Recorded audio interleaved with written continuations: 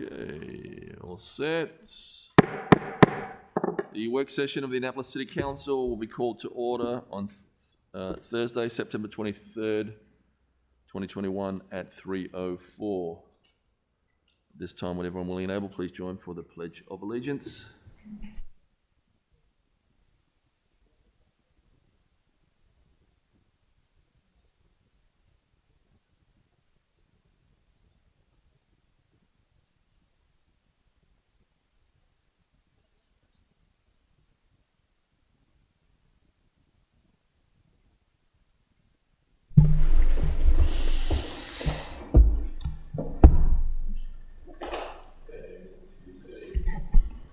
Yes, sir. The first item on the agenda is O-1221, discussion on pending legislation, police enhancement, and community engagement.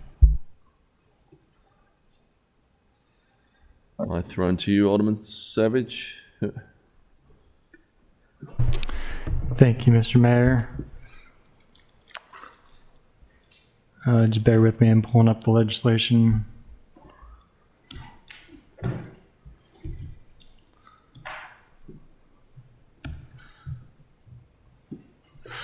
All right.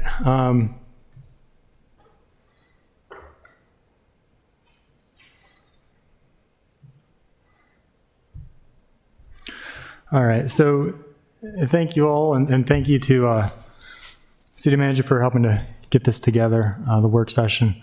It's been a while since we've spoken about this legislation.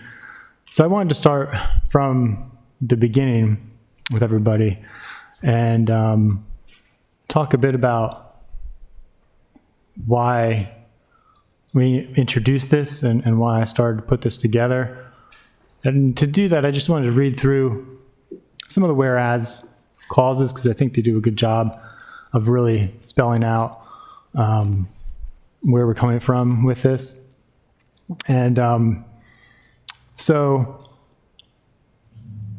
we talk about, whereas in the past few months, hundreds of thousands of people in cities across the country, including Annapolis and around the world, have taken to the streets to protest injustice, racism, and police brutality against Black Americans and other minorities. And whereas these First Amendment assemblies have given voice to deep anger and trauma engendered by acts of violence by the police against Black Americans and have energized a national movement around racism in policing, the use of force, lack of police accountability and transparency, and systemic racial injustice and inequality. And whereas the deaths of George Floyd and Breonna Taylor and so many other Black Americans at the hands of the police are interwoven with the legacy and evolution of slavery and generations of racial terror in this nation. And whereas enduring systems of institutional racism continue in the over-policing, overcharging, and over-incarceration of Black Americans. And whereas we've seen some police forces utilize force when de-escalation or civil mental health interventions may have been more effective. And whereas while the Annapolis Police Department includes some of the best officers in the world who are committed to the department, city, and community, the City Council cannot assume tragedies will not continue to occur within our communities and must take action to prevent them. And whereas Annapolis Police Department is rated with the Commission on Accreditation for Law Enforcement Agencies, CALEA, and whereas this legislation in some instances creates new standards and minimums for the officers to follow, it also in some instances codifies what is already in the department's general orders and what the officers already adhere to. And just a few more here talking about the larger motivations. Is whereas the United States Department of Justice advises that strong relationships of mutual trust between police agencies and the communities they serve are critical to maintaining public safety and effective policing. And whereas the United States Department of Justice advises that police officials rely on the cooperation of community members to provide information about crime in their neighborhoods and to work with the police to devise solutions to crime and disorder problems. And whereas the United States Department of Justice advises community members' willingness to trust the police depends on whether they believe that police actions reflect community values and incorporate the principles of procedural justice and legitimacy. And whereas the Police Executive Research Forum hosted a national meeting of police and community leaders that identified the following key issues and recommendations that were deemed useful to help police departments and their communities to develop collaborative strategies for moving forward. A, acknowledge and discuss with communities the challenges local police departments face. B, be transparent and accountable. C, take steps to reduce bias and improve cultural competency. And D, maintain focus on the importance and collaboration and be visible in the community. And believe me, I know, especially through discussions with the police department, our police department does many of these things already. And so that really, I think, does a good job of summarizing. But I'm going to go in a bit more in terms of some of the overarching goals. It is to improve the trust between the police and the community. You know, we've heard from our department that in order to really effectively solve crimes, they need to have that trust in the community. And I think one of the goals with this, obviously, is to build that trust. And that's through the second point. Part of that's going to be through improving transparency, accountability, and communication between the community and the department. It does seek to close some of the gaps in the state legislation. This legislation also, the peace ordinance also adopts recommendations from if you remember the task force the county did a couple years back on gun violence. This included a few of those recommendations, and which I can certainly go through. And also, the goal is to really adopt some of the common sense reforms that some of the other jurisdictions around us have adopted. And I'll get into this a little more. But I did look at primarily Montgomery County and Washington, D.C., and a little bit Baltimore City. So I want to clarify, because I feel like the first work session didn't quite go how I wanted. I really was hoping to present this first, because as we heard, there's some misinformation out there regarding what this ordinance does. And I want to clarify, it does not defund the police or reduce their budget at all.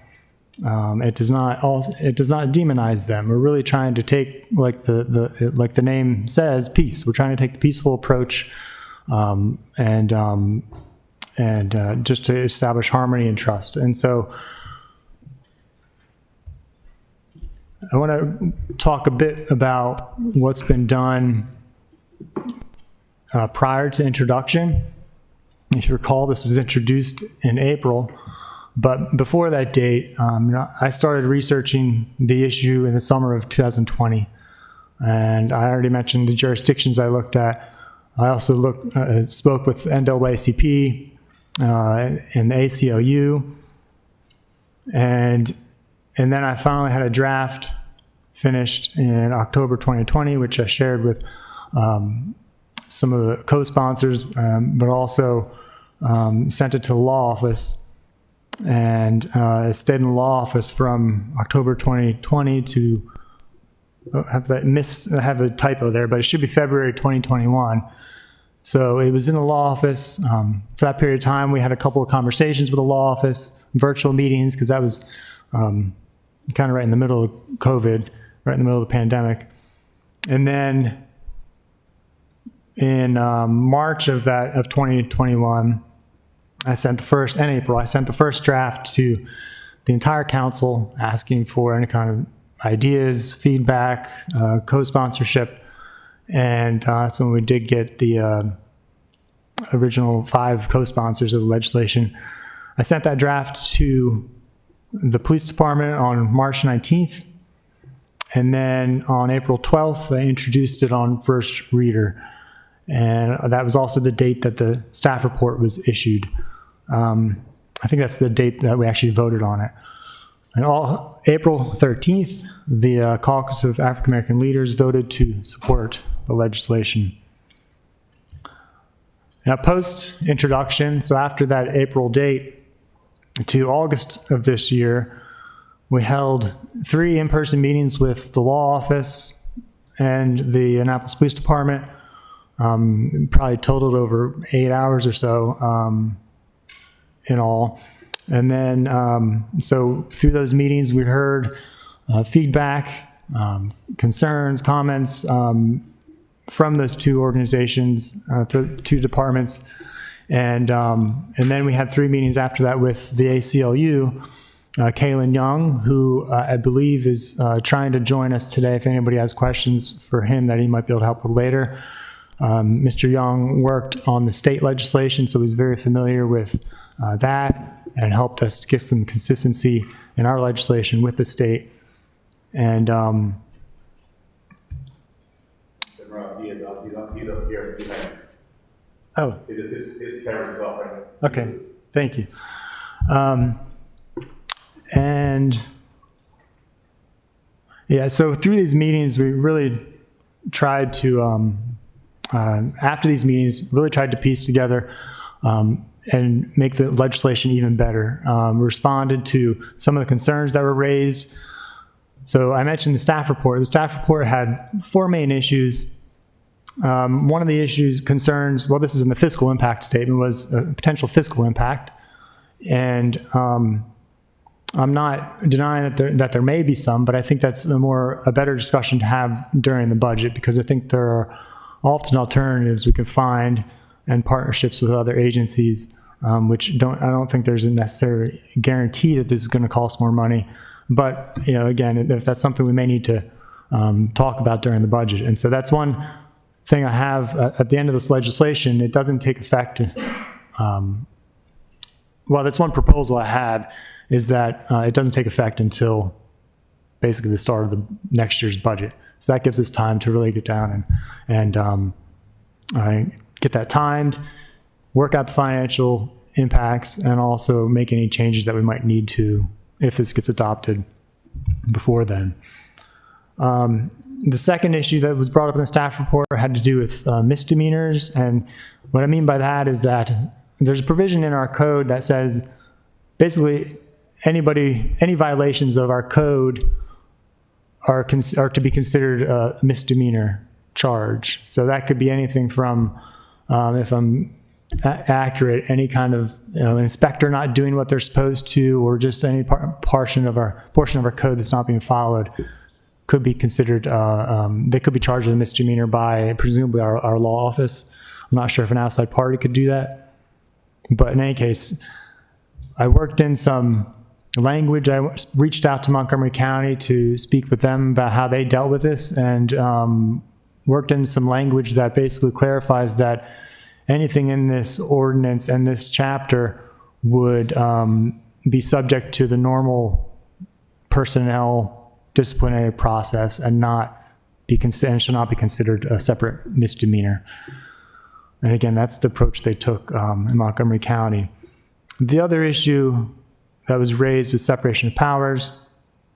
And so I also, again, reached out to Montgomery County about, they hadn't encountered any kind of concerns about separation of powers out there. And they do have a very clear separation of powers between the legislative branch and executive branch.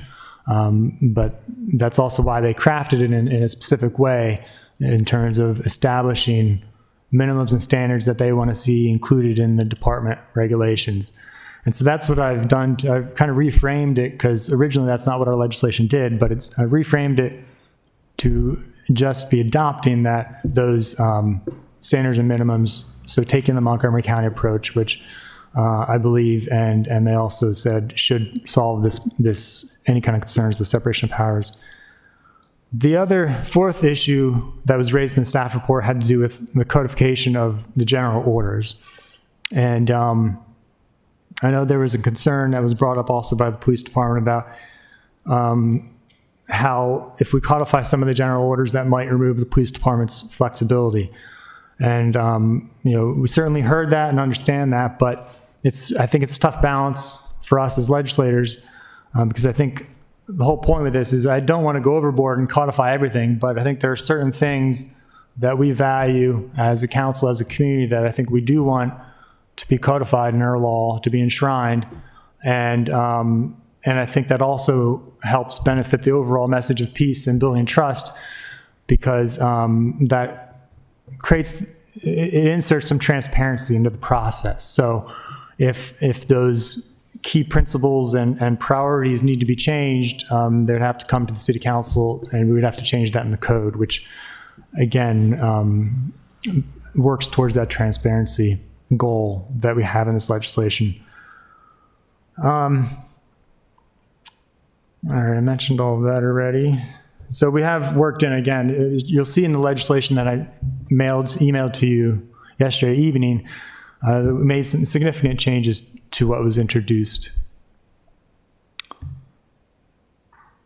So here's some things that I want to go through, some of the content of the actual legislation, and this is what it does upon even in the first introduction.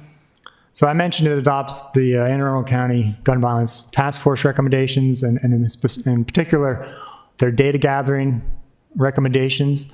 And this requires certain things to be gathered, such as on gun violence and a whole number of other things for the police department to keep track of. And I can certainly break that down if you're interested.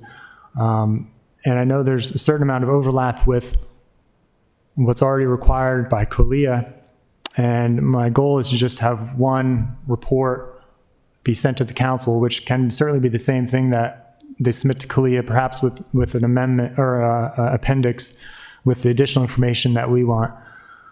And originally it was proposing it every 6 months, but through discussion with the police department, and they said it would make more sense to just have it be done once a year. And I thought that was a good idea.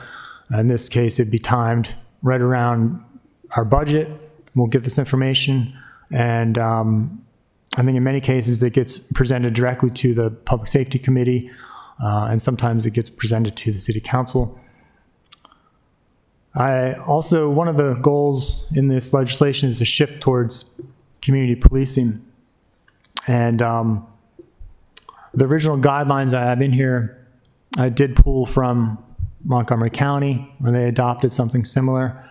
And again, that's also something I'm happy to go through in terms of specifics. But it also would require a community policing strategic plan.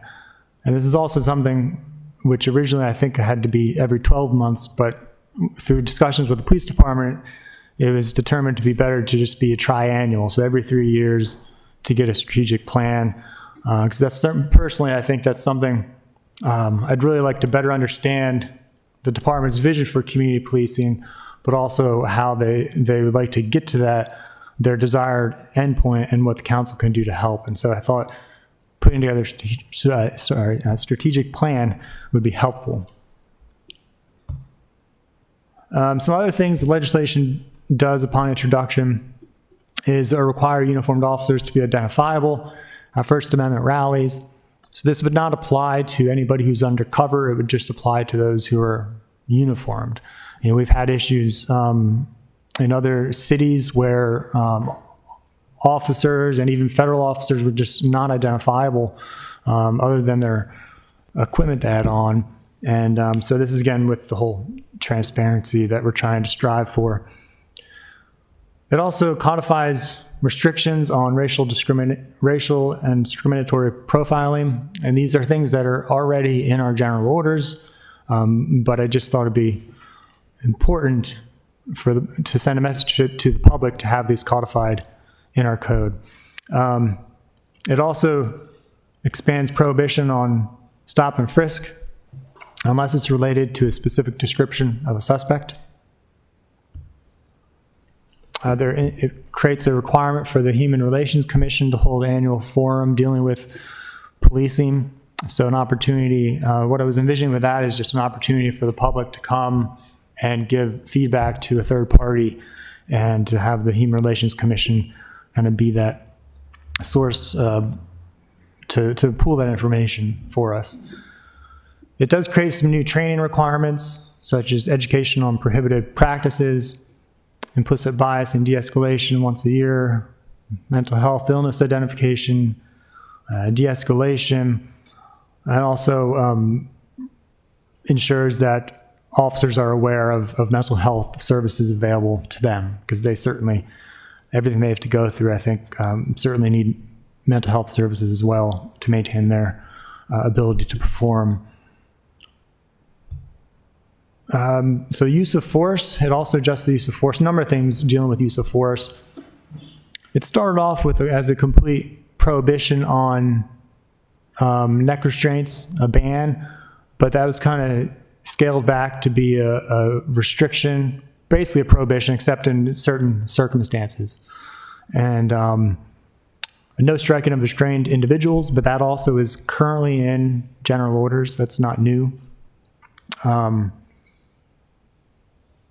It requires de-escalation, prevents the use of military-grade weaponry, and this was also scaled back quite a bit from the original legislation, just through our discussions, to make sure that they can utilize the tools they need.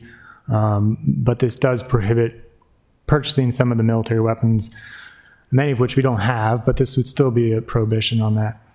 And it includes a number of provisions on crowd control limitations, so it clearly states that force cannot be used against peaceful protesters.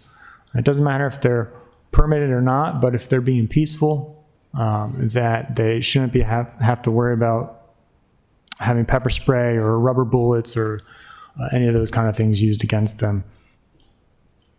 An armored vehicle, we also tweaked this language with the police department, and so it basically just states that it can only be used for, I think we called it protective, I think, services, and that and requires that it be reported on when it's actually utilized, not for excluding any kind of public relations, but they'd have to report on when it's used for any kind of operation beyond that. Because that was one of the things that I don't know if it was accurate, but I was told this well over a year ago, that the department was not keeping track. It may have been under the previous chief, but was not keeping track of when that vehicle was being used. So the legislation also contains an exemption that anything within the ordinance, it cannot be negotiated via collective bargaining. This is also something that was done in Montgomery County. So I made a number of improvements. I've mentioned a number of them through our meetings with the police department and the law office. We did a lot of general refining of the language, synchronized the reporting requirements, and I mentioned this too in terms of making the strategic plan triannual. And I mentioned also the armored vehicle. We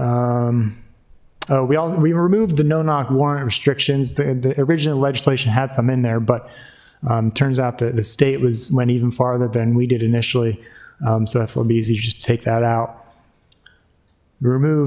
Originally it was proposing to increase the probationary status for laterals to be the same as all the other officers, but through discussions with the department decided just to remove that. And there are some kind of legacy code, language in our code dealing with pawn shops and information they have to keep on weapons. Police department said that they don't really see much benefit to that, so we decided to just remove that from the legislation, but also remove it from the code itself. And regarding the ACLU, we also made a number of language refinements, improved consistency with the state legislation, tweaked the training requirements, and again, I worked with ACLU on resolving the misdemeanor issue. I think we inserted language regarding ensuring officers are familiar with the general orders. Improved the language on restrictions of the use of force against peaceful protesters by creating a definition of what a peaceful protester is, because that was one of the questions that came from the police department, as it wasn't very well defined originally in the legislation. So let's see. And we also worked with the co-sponsors and the ACLU to refine some of the language regarding military-style weapons, place restrictions on how and when an officer may discharge their firearm, and this in particular just pertains to clarifying, that a weapon can't be used against a moving vehicle or from a moving vehicle, and made sure that was in line with the overall use of force policy. And this is when we again changed the chokehold language to be more of a restriction, not simply a flat-out prohibition. Improve the duty to intervene language.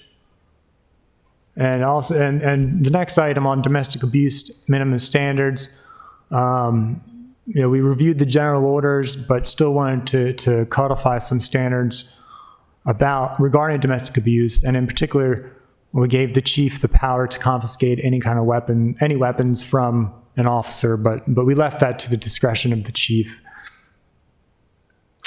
Regarding body camera footage, this would require release of body camera footage within 7 business days, and that I believe is the same as what is used in Baltimore City. And I know there was some concern based on our work session last week about some of the new requirements from the Attorney General, stating that this release of this footage was going to be handled by the state. I forget the name of the state agency. I'm sure Ms. McCoy would know. But I spoke about this with the ACLU, and they said they weren't quite sure. Basically, they thought we could still set the 7 business days if we so desired.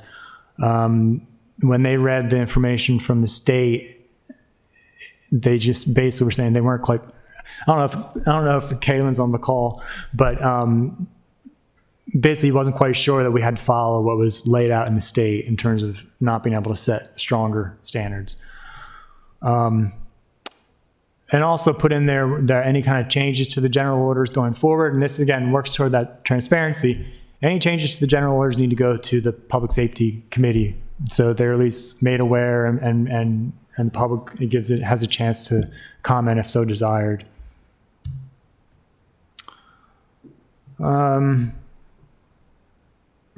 as I said, as it's drafted, it gives the chief 6 months to draft these general orders, and that's something we're completely willing to increase if the department feels like they need more time. We could even increase that to 12 months. But if this passes, the chief would have 6 months to kind of incorporate everything in the legislation into general orders. And again, the ordinance takes effect upon passage, but we could make this 6 months as well to line up to with the budget, like I mentioned, and also give us time to fix any kind of unintended consequences or other issues before this takes full effect. So that's all I have, I think. So any kind of questions or discussions for myself or the ACLU or anybody else, we have police and law office here as well. Alderwoman Pindell-Charles. Thank you, Mr. Mayor. Thank you, Alderman Savage. I've had an opportunity to review the documents that you've presented to us over the past couple of months. I've also had an opportunity to read over Ms. Carrie Berger, who's our Assistant City Attorney, her summaries of law enforcement-related legislation passed by the Maryland General Assembly in 2021, which she submitted to us on May 17th of this year. I've also had an opportunity to look over the City of Annapolis compliance with new state laws for police reform. I believe Ms. McCoy had presented that to us as well. And lastly, I've had an opportunity to read over the memorandum, which is the legal opinion prepared by our law office regarding the separation of powers in city government. The issue being, does the city council have the authority to pass an ordinance that establishes minimum standards applicable only to employees of one department? So I've tried to condense and consolidate all of that within my mind. If no one else has any questions on the dais, at this time, I will give you an opportunity to respond to that memorandum, and then have our law office respond as well. And also regarding the information and what we have that we know of as of now, that's going to be as of October 1st, 2021, that we have to comply with state, as well as July the 1st of 2022, that I know that the police department has to respond to. So I'll give you an opportunity to respond, or whatever you want to respond to this memorandum, then law, and then we'll hear from our police department if that is okay with everyone else.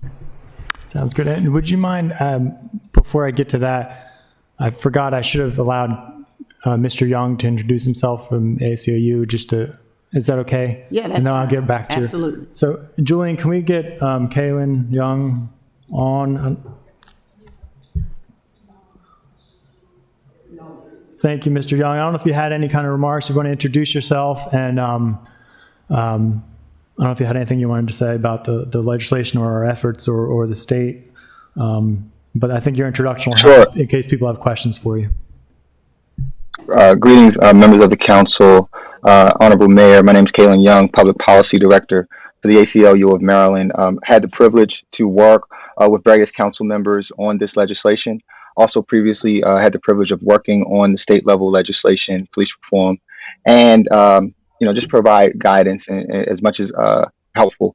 And so I'm happy to be here to support this body in this deliberation, and happy to support with any questions and answers that I may be able to provide.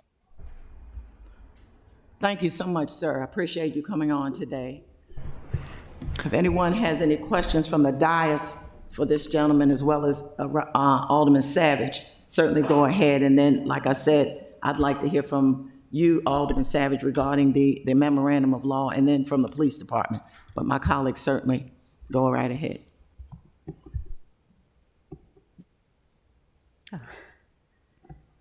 Did you ask a question? No. I think, Sorry. my Attorney? understanding. Those on the dais can certainly ask the Sorry, question. didn't see her. Well, first, I just want to say, I co-sponsored this legislation. I very proudly co-sponsored this legislation due to the reaction at the time. It was well over a year now. I totally 110% support, as I think we all do, the whereas clauses as Rob referenced.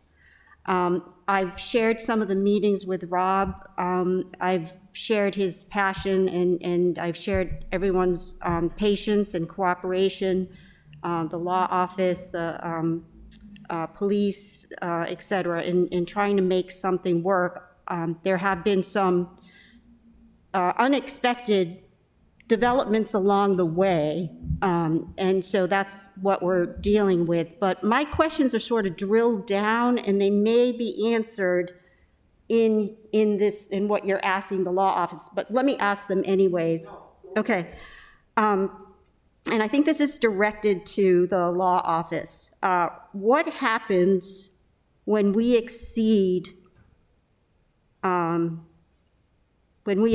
state requirements?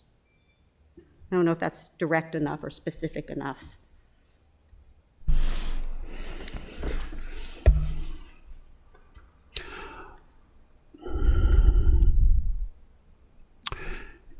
Each state law governing how police agencies operate within a municipality would have to be reviewed individually. I couldn't advise on how our law or code would interrelate to the whole thing. You'd have to pick out the thing you want us to review, and we could advise, because there are different ways to look at each of the changes in the state law. Some are floors. Some things the state clears the deck, meaning the state has ultimate purview over a thing. Give you an example. The state has indicated that in the bill or in the law that was passed, that counties have to conduct or provide for these civilian review panels. Because they give the authority to the counties to do that, and the way that they do it, it is not likely that we could usurp that authority, even if we came up with our own panel and said we were going to do something with it. It probably wouldn't supersede whatever the county's panel did about a thing or a police action that it was reviewing. So we'd have to look at each one, because they all have different standards. Some are floors, some are totally overrule anything that a jurisdiction, a local jurisdiction would do. Okay, so the question might be just too general. So let me ask it sort of in, forgive my background in specifications and all, but reading the Assistant City Attorney's document, Separation of Powers in City Government, it appears that there's what my term is a flow down, if you will, of legislation that a huge factor is CALEA. CALEA is a big deal. And what our legislation does is attempts to do is capture kind of good stuff from the state bill, and we don't reference it, we actually write it in. And the goal is to have this sort of coordinated piece of legislation. But in so doing, and we are subject, whenever there is a revision in the state and we have to revise our general orders, CALEA gets upset. No, I mean, I'm not using the right terms, but there's some relationship there where we are creating risk, and I want to know what that is. And I think that relationship between CALEA and our general orders as they relate to the state needs to be explained. That will probably be explained in your general question to my colleague, perhaps. Is that it? As I understand it, the city and most municipalities in the country establish police agencies. The police agencies have an accrediting body that most, if not all, of these municipalities, cities, and towns that have police agencies ascribe to. They use that for several reasons. One, because municipalities generally don't know enough about policing to establish the standards on their own. So they rely on a separate accrediting body, much like universities and colleges rely on middle states. Mm-hmm. The teachers rely on their state accrediting body. So when they get to a county, the county can say, do you have your accreditation or not? Yeah, right? Like hospitals. Right. Yeah. So CALEA is the standard that most, if not all, municipalities kind of rely on for local police agencies once they're established. Now, if we are replacing, superseding, doing something different than CALEA standards, it could impact our accreditation with CALEA. We could be maybe not accredited in certain instances. We could be doing things that are different than other municipalities similarly situated as us, as well as our insurance policy, mainly our excess insurance, which is covered by Legit. They're relying on us to have an accredited police agency so that they will feel comfortable backing our insurance beyond our limits, mm-hmm. our self-insurance limits. And should we not become accredited, or should we face any hiccups in the accreditation process because we have tried to supersede, replace, overdo, outdo, undo whatever the accreditation standards are, we'd have another issue. Lastly, if CALEA is a standard that courts understand from the standpoint of whether a police action based on a reasonable officer in that situation, if we now have no standard or a different standard, what then would the court look to? And it's possible that a plaintiff suing the city could make a credible argument that our standards are not part of the customary standards that local jurisdictions have, and thus the court might find that the actions of a particular officer in a situation, they'd have to look at that solely based on what happens here in the city, as opposed to whether or not the reasonable police officer standard applying out of the CALEA is adhered to. And that could be dangerous and could open us up to possible losses in police cases where we might have some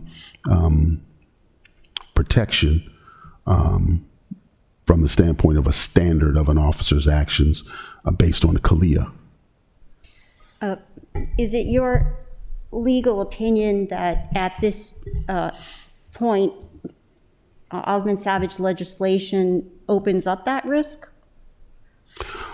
Well, you get two Not things. legislation, I The legislation that you're reviewing has several buckets that for us need further review and we need to take seriously. The first one for us is really the personnel issue, because it is established traditionally and customarily across this country with local police agencies and with employees of city governments that the executive kind of directs and sets the standards for employee activities, actions, when someone can be disciplined or promoted. And legislative bodies like this city council usually distances itself from that activity for a couple of reasons. One, because if we find ourselves involved in litigation, then there's an appropriate person to have as a witness for that kind of thing. It's the supervisor or the ultimate employment authority. The legislators, because they don't manage and supervise and direct employees on a day-to-day basis, would find it difficult to answer questions under cross-examination or deposition about a particular employee and whether they met a standard. And so that's why in your code, the city council rightly made distinctions between the duties of legislators and executive officials. And executive officials under your code are the ones that manage employee actions and employee standards of actions on a day-to-day basis. Much of the information we've seen in this particular legislation seems to intrude upon that managerial authority, that executive authority, in a way that is not standard, it's not customary, and is at odds with a proper functioning legislature, and could impact the ability of the executive staff to properly manage, control, direct, and enforce standards on a day-to-day basis, not every time a city council meets, but every day. Right. A person comes in late, the city council would meet once a month. So if I have to discipline an employee because he came in late, it's better that the executive staff who's supervising that employee day to day have the ability to lay out a standard for what is on-time reporting and go back to that director, that executive staff member, to determine whether or not they met a standard. And that's because we did give up, for lack of a better word, our civil service, I guess, oversight. Well, I guess we'll talk about this in more detail, but what I'm understanding, and I think it needs discussion, because I think I don't know if there's any agreement totally, but for this legislation to be implemented, we would need a charter change to be implemented correctly. Or as in a couple of I talked about several buckets, but in the bucket of personnel, there would necessarily be a charter change, and it's a charter change that we would advise against. That's an important point. We would advise against that kind of charter change, and you've got a charter review commission that just made some recommendations, and that's done every 10 years or so, and at this point, there is sufficient challenges in the current code that you have to deal with many other things than to maybe wade into this in such a in such a fashion where you haven't given it the in-depth review that's necessary. And these are the kinds of changes that may, even if it's a charter change, require years of thought and review and study and analysis by people more expert than us, of course, in the sense of policing, but in maybe HR, human resources, and personnel standards to rush into these changes the charter level for the personnel, but there are other buckets. The other buckets have to do with other things in the memo that we talked about. Personnel is just one bucket. The other bucket is CALEA standards. There's another bucket of liability. And then there's the fourth bucket of whether or not our changes would obviate, interfere, supersede any changes the state has already contemplated in its law. And I guess lastly, whether or not anything that you do, to the extent that it is unconstitutional, illegal, legally insufficient, does it put you in the best position to do the things that you want to do, right? Sometimes we decide that something is right, but if the getting there isn't right, it doesn't matter because the thing never gets done because we mix the authority and we mix our intentions and good aims with a rush to get something done. Well, I'll just conclude with saying Alderman Savage has worked really, really hard to make the content comply, et cetera, and I think we have to come to some agreement on these 4 buckets, if using your term, because that establishes the framework for implementation. If we have a roadblock to implementation that increases our liability as a city council, we need to come to terms with that in some way and resolve that before we talk about all of the good stuff in the bill.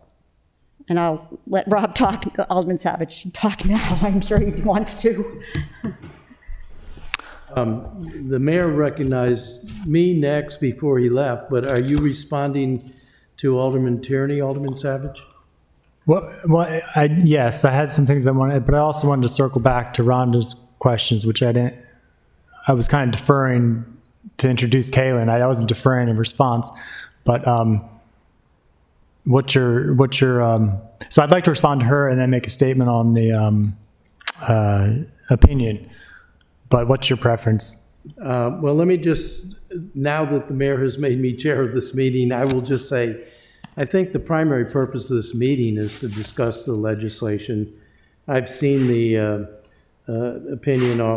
advisory opinion offered by the Office of Law, and I think that's something we have to get into. But right now, I think the primary purpose of this meeting is to go through the details and the purpose of the legislation.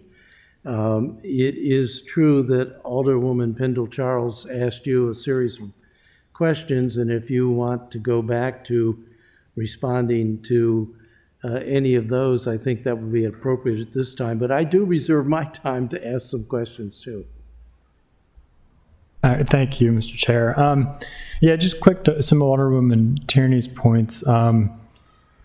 I do think CALEA, I think, is very important. I don't think there are too many departments that have that certification, but, I think, again, we need to look at what the goal and purpose is of this legislation. It's to rebuild that trust and the peace in the community. And I think going around saying that we have CALEA certification is not going to mean much to the average person on the street, because ultimately it comes down to us. We are the policymakers.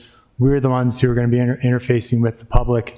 And I think if we pass this legislation with some clear transparency and other reforms, we can use that. And I think that's going to go a lot further to rebuilding trust than simply CALEA. But that said, I don't think there's a conflict. I think the concern raised was that if there's too much of a delay in updating general orders, it may jeopardize the CALEA. But I mean, come on, if the department came to us with a grave concern, we could certainly rush things through. And even without rushing, it would take 2 to 3 months to get passed. And if there's that short amount of window, then there's a bigger problem than simply the CALEA. But I don't think we should be rushing anything that quickly. But again, we need to make a certain amount of sacrifices and balance things, balance needs if we want to truly rebuild and build upon the trust in the community. Because with some of these general orders, when I was looking through some of them, and I don't think I've even seen all of them, but some of them date back to the 90s, and those are old general orders. And the problem is they're often created without any kind of oversight. You know, the council's rarely, if at least since I've been aware of in talking with our colleagues, has the council even seen general orders? And so that, again, I think we need to have some kind of transparency with the general orders, and that's the whole idea of having us as the public officials be that, which I think is with our purpose to provide some of that oversight. But we need to be aware to be able to provide that. And that's why, again, it would go into the requiring that they go to the Public Safety Committee, because that is our main body to deal with public safety issues. Regarding the executive functions, the legislation, as we updated it, does not give the council any executive function. It clearly states in the legislation that this would be handled as regular internal personnel in the police department. So they would be handling the adherence to these policies that we create. We do not have any kind of function in that regard, but we do clearly have the ability to create policy. And that's what, in response to Alderwoman Pindell Charles, in terms of the opinion from the law office, you know, I think I do have some concerns, and I've spoken with some others, attorneys, about the concerns too. And I think that I have concerns about what's in the opinion. I think it overlooks some key provisions in our charter, and that provision, section 2, general powers and duties of the city council. It says quite clearly, the city council shall have the authority to enact all laws, necessary or convenient for the exercise of the powers for the proper functioning of the government. So all laws related to the proper functioning of the government. And the key quote here is, sorry, my print's so small, I'm having problems reading it. The key phrase is that for the enforcement of these laws. All right, so the council shall have the authority to enact all laws regarding to the enforcement of these laws. That's key. Regarding the enforcement, that clearly is what we're trying to do here. Is we're trying to establish how clarify how the police department is supposed to be enforcing their laws. You know, we do it with the building inspectors. We do it with, you know, the environmental staff, right? We do it with the city arborist, and how they apply those laws, right? I mean, I have to ask myself why this is coming up with this particular issue and not with any of the others. I have legislation in going on about how the city arborist should be inspecting and making decisions based on, you know, in terms of removing trees on private property, right? Clear outline how they should be doing this.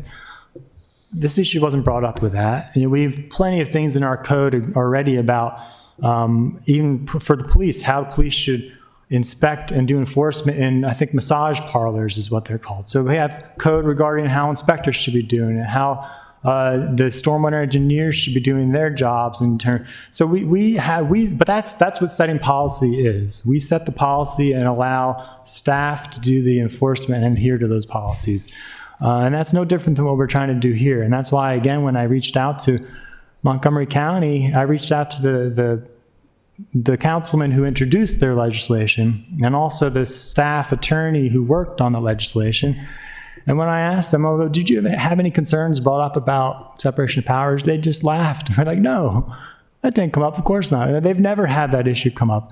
And I think it's telling because Montgomery County, any county, they have a very strong separation of powers, very distinct, right? Their legislative branch has no interference with the legislative branch. And so, for example, even in Anne Arundel, right, the county executive can't introduce legislation, can't vote on it. Very clear separation, yet they were even under that clear separation. Their legislative branch was able to pass reforms using the language that we're using without anybody batting an eye of concern. And that's why I say, if you look at our system is not clear. It's a hybrid. You know, we don't have clear separation of powers. We have a mayor who sits on the legislative branch, a mayor who votes on the legislative branch, a mayor who can introduce legislation on the legislative branch. That is not a clear separation of powers. And so I think for them to say all of a sudden that the council can't even get involved with establishing policy that governs how staff operates, I think is not accurate. Because my whole thing is if they can do this in a county that has strong separation of powers, we should be able to do that here where we don't have very clear separations at all.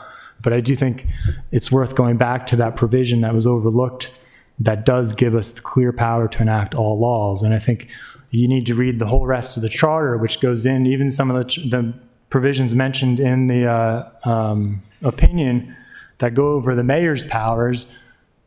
Mayor's power, there's no mention of the ability to pass policy under the mayor's section like there is in ours. We have that sole power. And so I think that, again, I've tried to reframe this legislation and redo some of the language to address this concern. And it's kind of frustrating because the law office has brought this up from the beginning, and I've been saying since when we started meeting, well, tell me, how are we going to accomplish this goal? Tell me what I need to change to get this accomplished. Change the language, this or that. And I wasn't getting good answers. All I was getting was basically, oh, well, you can do it via resolution. You can't actually pass the code. And so that's why I was kind of forced. That's why I went back to Montgomery County and said, well, okay, did you have this come up at all? And they essentially said, well, if you take our approach, that should work for you because that honors the separation of powers. So we also, I think, need to keep in mind, again, all the past practices of the city council. But I guess that's about I guess that's about all of my response to that particular issue. I think we're good to go. We're doing nothing different than previous councils have done, what's already currently in the code, and we're doing nothing different than what other jurisdictions have done. I have a follow-up question. Well, Just excuse me. One Excuse quick me. follow-up question. Let's follow order. I believe I'm next, then Alderwoman Finlayson, and then you, Alderwoman Pendle Charles. But I want to say, now that the mayor has given this to me, I would really like us to focus on the legislation and discuss the merits or lack thereof of the specific legislation before us. This other opinion, quite frankly, I view as a red herring, unless the Office of Law is going to tell us that this legislation is illegal, and which would be an advisory we should listen to. I think we need to focus on the legislation. And so I have many questions, but I'm going to only ask one, and I'm going to ask it of the city attorney. I've reviewed all 6 pieces of state legislation. I didn't see anything in there that said that municipalities or counties were restricted to, in other words, that the state law was a ceiling. We have adopted the Forest Conservation Act, which is state law, and we have made it stronger in this city. And we did that because the State Forest Conservation Act didn't say we couldn't. And so we chose to make it stronger. And I think that in the parts that I've worked on, which I've been in all the meetings with Rhonda and with Carrie and Ellie and so forth, the parts that we've focused on are what are the things that we would do as a city that are over and above the things that the state has already told us we have to do? Are there things where we're filling in gaps between the newly passed pieces of legislation by the state? And I think that's the proper focus on this as introduced on first reader. I do think we need to talk about what we do with this major revision and how we're going to handle that legislatively. But Mr. City Attorney, have you seen anything in the 6 pieces of state legislation that limit us from filling in between or telling us we cannot go above some of the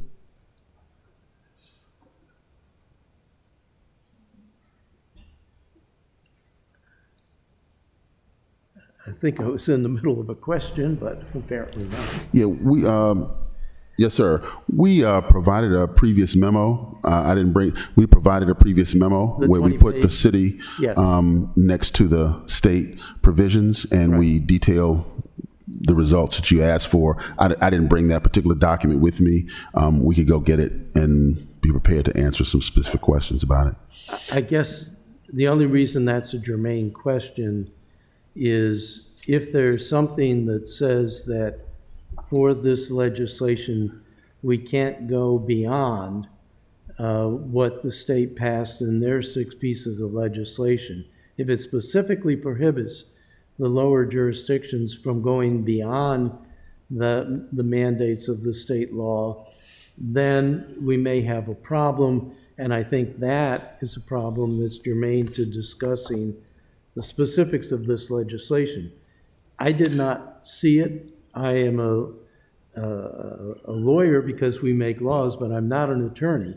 But I did not see anything any more than I saw it with the State Forest Conservation Act. So unless there's a reason why we can't go beyond and saying in the city of Annapolis we have further attributes that we want to add to our code as we adopt, or maybe by reference adopt, the new state legislation, then I think that's a really important point to know. And I accept, because I didn't bring my the labor that Ms. Berger put in to produce the pages that do the state, I didn't bring it either, but I didn't see it, and I was particularly, as I reviewed it, looking to see if there was something that said, this is it, this is the ceiling, you can't go above the ceiling. It may be there, but I didn't see it. Well, I do know of one. Well, first of all, the state law, as it relates to local jurisdictions, is one where you have to be given the authority to do things in local government, and local government law sets forth the authority that the state gives to local governments. And so that's the first thing. If the state law is silent, then we take the position that we're not authorized to do a thing. So it's not that a state law that is passed has to say we prohibit all cities from doing this. We have to do the research to determine whether or not we're even authorized to do the thing that we're discussing, and then to determine whether or not there's any language in the state law that, as a process, obviates or forecloses the city from superseding or overruling what the state provides. One particular example that I'm familiar with is the civilian review panels, which are established at the county level by the state. The city can have its own review panel, but if the county rules on an action, there is nothing that gives the authority of a city to overrule what the county review panel has done. Secondarily, you can have your own review panel, but if the county has a review panel of 10 members and there are no city members on it, that's up to the county. We can't force people on the panel, and we can't have our own panel that supersedes whatever the county panel comes up with. So, but the state law didn't prohibit us in express language. It doesn't have to in that particular instance. That's just one example that I can name and remember, and there are probably others. But I don't think that we're necessarily saying that this should be a tit for tat, this or that. The council can do whatever it wants to do. All we do is recommend and advise. Thank you. If at the end of the day you decide to do something illegal, that'll be dealt with in court. And we will spend all the money that's necessary to defend that action, and we will report back whether we win or lose. Right. So, we don't look at this as something that we don't run the government. The managers and the council run the government. And we just advise and recommend. That's exactly my feeling. But Mr. Young is here and he's listening to it. I would put the same question to you. Did you see, as you were reviewing all the parts of the legislation, anything that, in your opinion, would find that we're being contrary to the intent of the state law in the legislation that we've drafted? No, I did not. I'm But I sorry. would agree with, I said, no, I did not.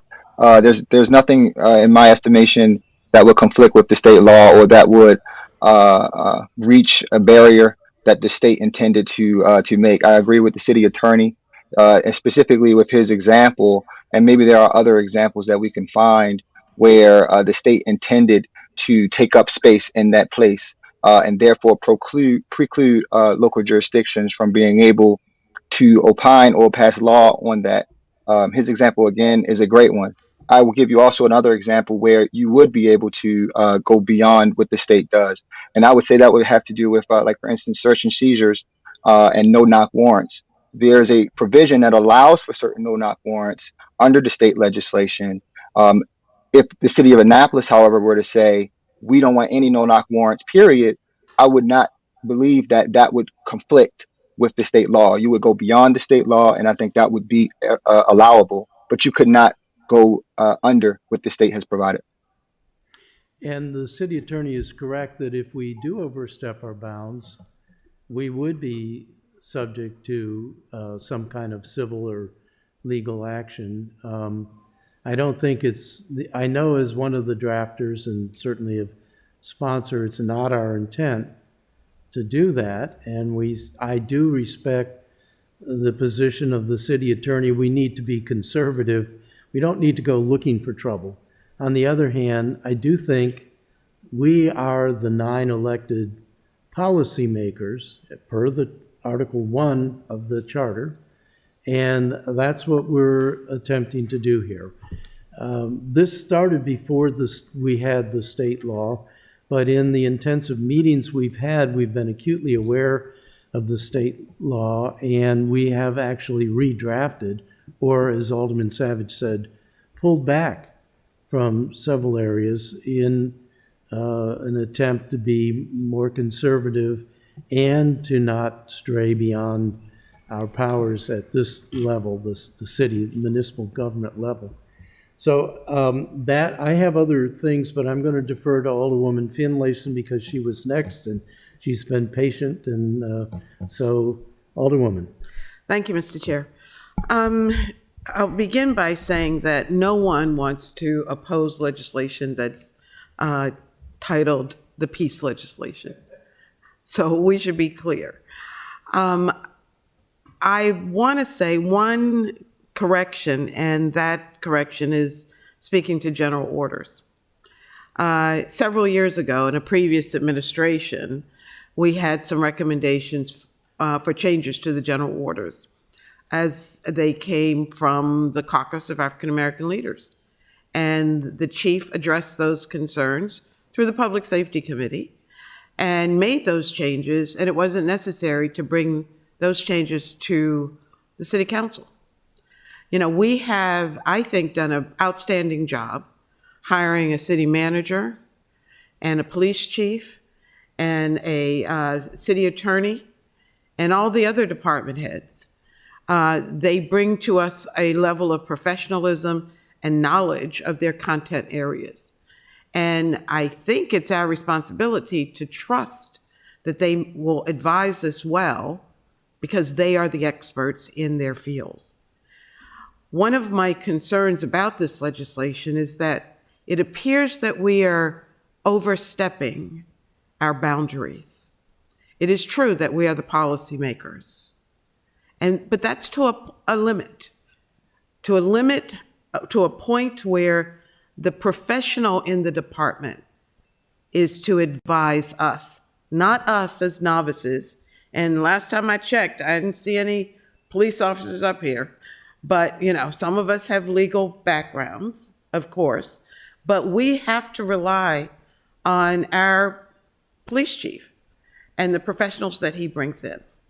And so, Mr. Chair, I would ask now that we bring to the table the folks who have been working on this legislation with Alderman Savage and yourself, the chief and Ms. McCoy. I know she's presented to us at least the implications from the state legislation.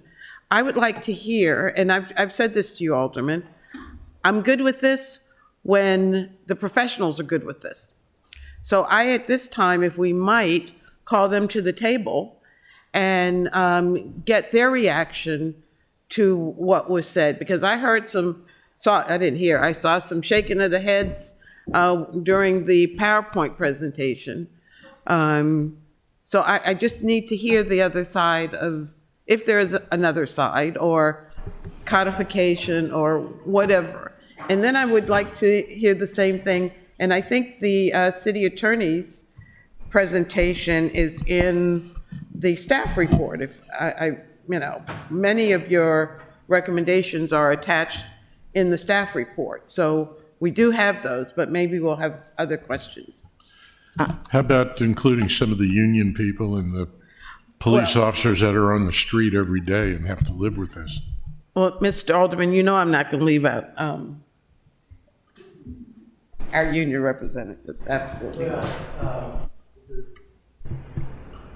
The normal procedure for a work session is that we don't have outside testimony, and it is a time for debate amongst ourselves, but I will defer to the will of the colleagues if on the council, if you want to hear, and I certainly have worked many hours with Ms. McCoy, and if Ms. McCoy, if you and the chief have some comments you'd like to make, if it's the will of this body to have that by a show of hands, we can certainly do that. I just have one question of Alderman Savage. Okay, but right now we've had people invited to the table. Alderman Arnett, I think this is a different situation because we're not having outside public speakers. These are our staff members. And this legislation directly impacts what they do. So I don't think that fits into the normal work session, not hearing public testimony. They are our employees, and I we think should it be is looking to them. different But I'll defer you. than work sessions, but I've thrown it open by a show of hands. I would assume I'm going to certainly raise my hand. I would like to hear from public safety officials, but I think we are not following the normal procedure. So by a show of hands, in this work session, do the city council members want to hear from the public safety people? Alderman Payne, would you raise your hand, please? Yeah. Can I just kind of clarify for that? All right. Or say something in regards to that? Because I think it's important to hear from staff, but I think there's a difference between opening up to general comments based on if we have questions for the experts. Because I do think we need to, we only have 4 to 5 minutes left. It'd be helpful to get into specifics if we can. So I saw my hand, Alderwoman Finlayson and Alderwoman Pendle-Charles. I wanted to ask the question of Alderman Savage. We'll get back to that, but Alderwoman Finlayson is asked to hear from the staff. I always want to hear from the staff, so I would certainly second that notion, but I only see 2 hands. Well, may I ask, if this is not the time, when would the time be for us to hear from staff? I think that it would be, the time to hear would be if this goes back to committee. But look, I'm with you, Alderwoman. I know. I didn't see a desire. Is that a hand up or is that It's a hand up, but I because, don't know if it's well, my we have time. Alderwoman Pendle-Charles, She's but on I the think phone. you wanted to speak to this specifically, Alderman Savage. Well, I mean, I think it'd be good to hear from them, but I do think we need to be careful too about, because as you said, Mr. Chair, I think we need to come together as the council, figure out what we want to have in this ordinance if things need to be changed. But to your point, I think I think some of our colleagues need to hear from staff. We've been meeting with them for a while now. I think it's only fair to allow them to speak. But to your point, that this is going to go back to committee when you certainly can get into much more detail, depending on the chair's interest. Okay, so Alderwoman Pendle-Charles. Yes, I'd like to hear from staff. Pardon me? I'd like to hear from staff. Okay, so your hand is up Yes, sir. So we have 3 hands up and we have 3 hands. Oh, you put your, all right, there we go. We have 4. Yay, you're welcome.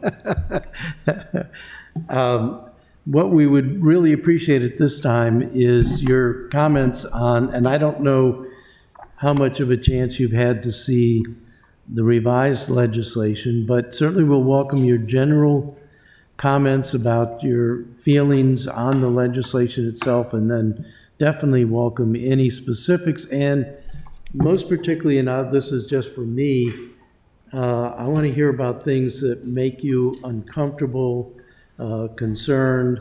I know I've heard some things like this may have a negative impact on retention and recruitment and things like that.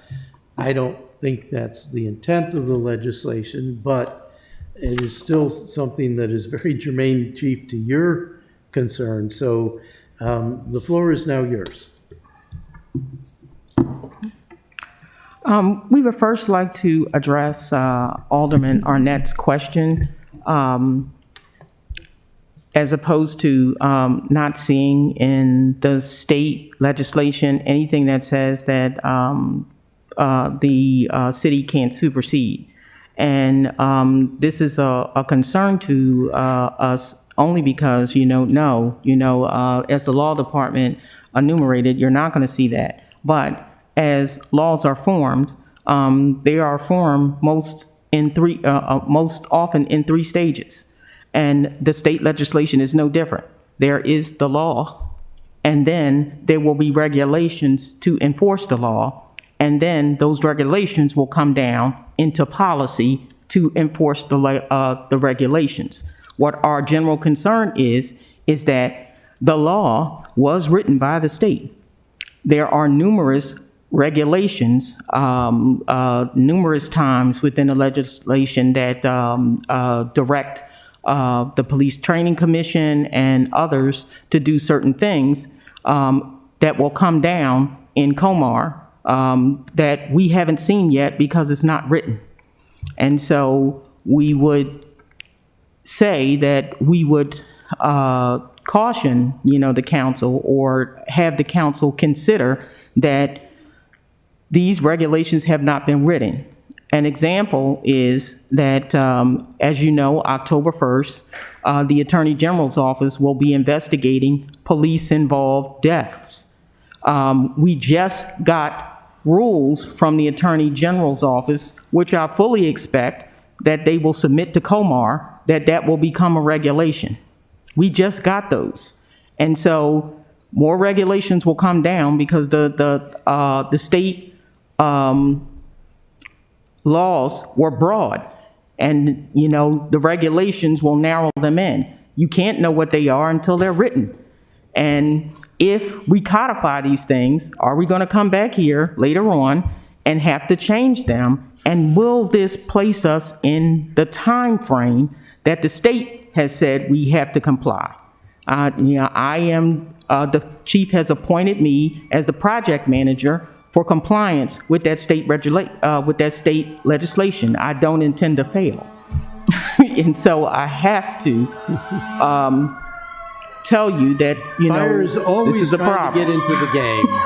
They can't let police have... Let me see if I was doing good active listening, because I think I heard 2 levels. One level is kind of we're still getting input.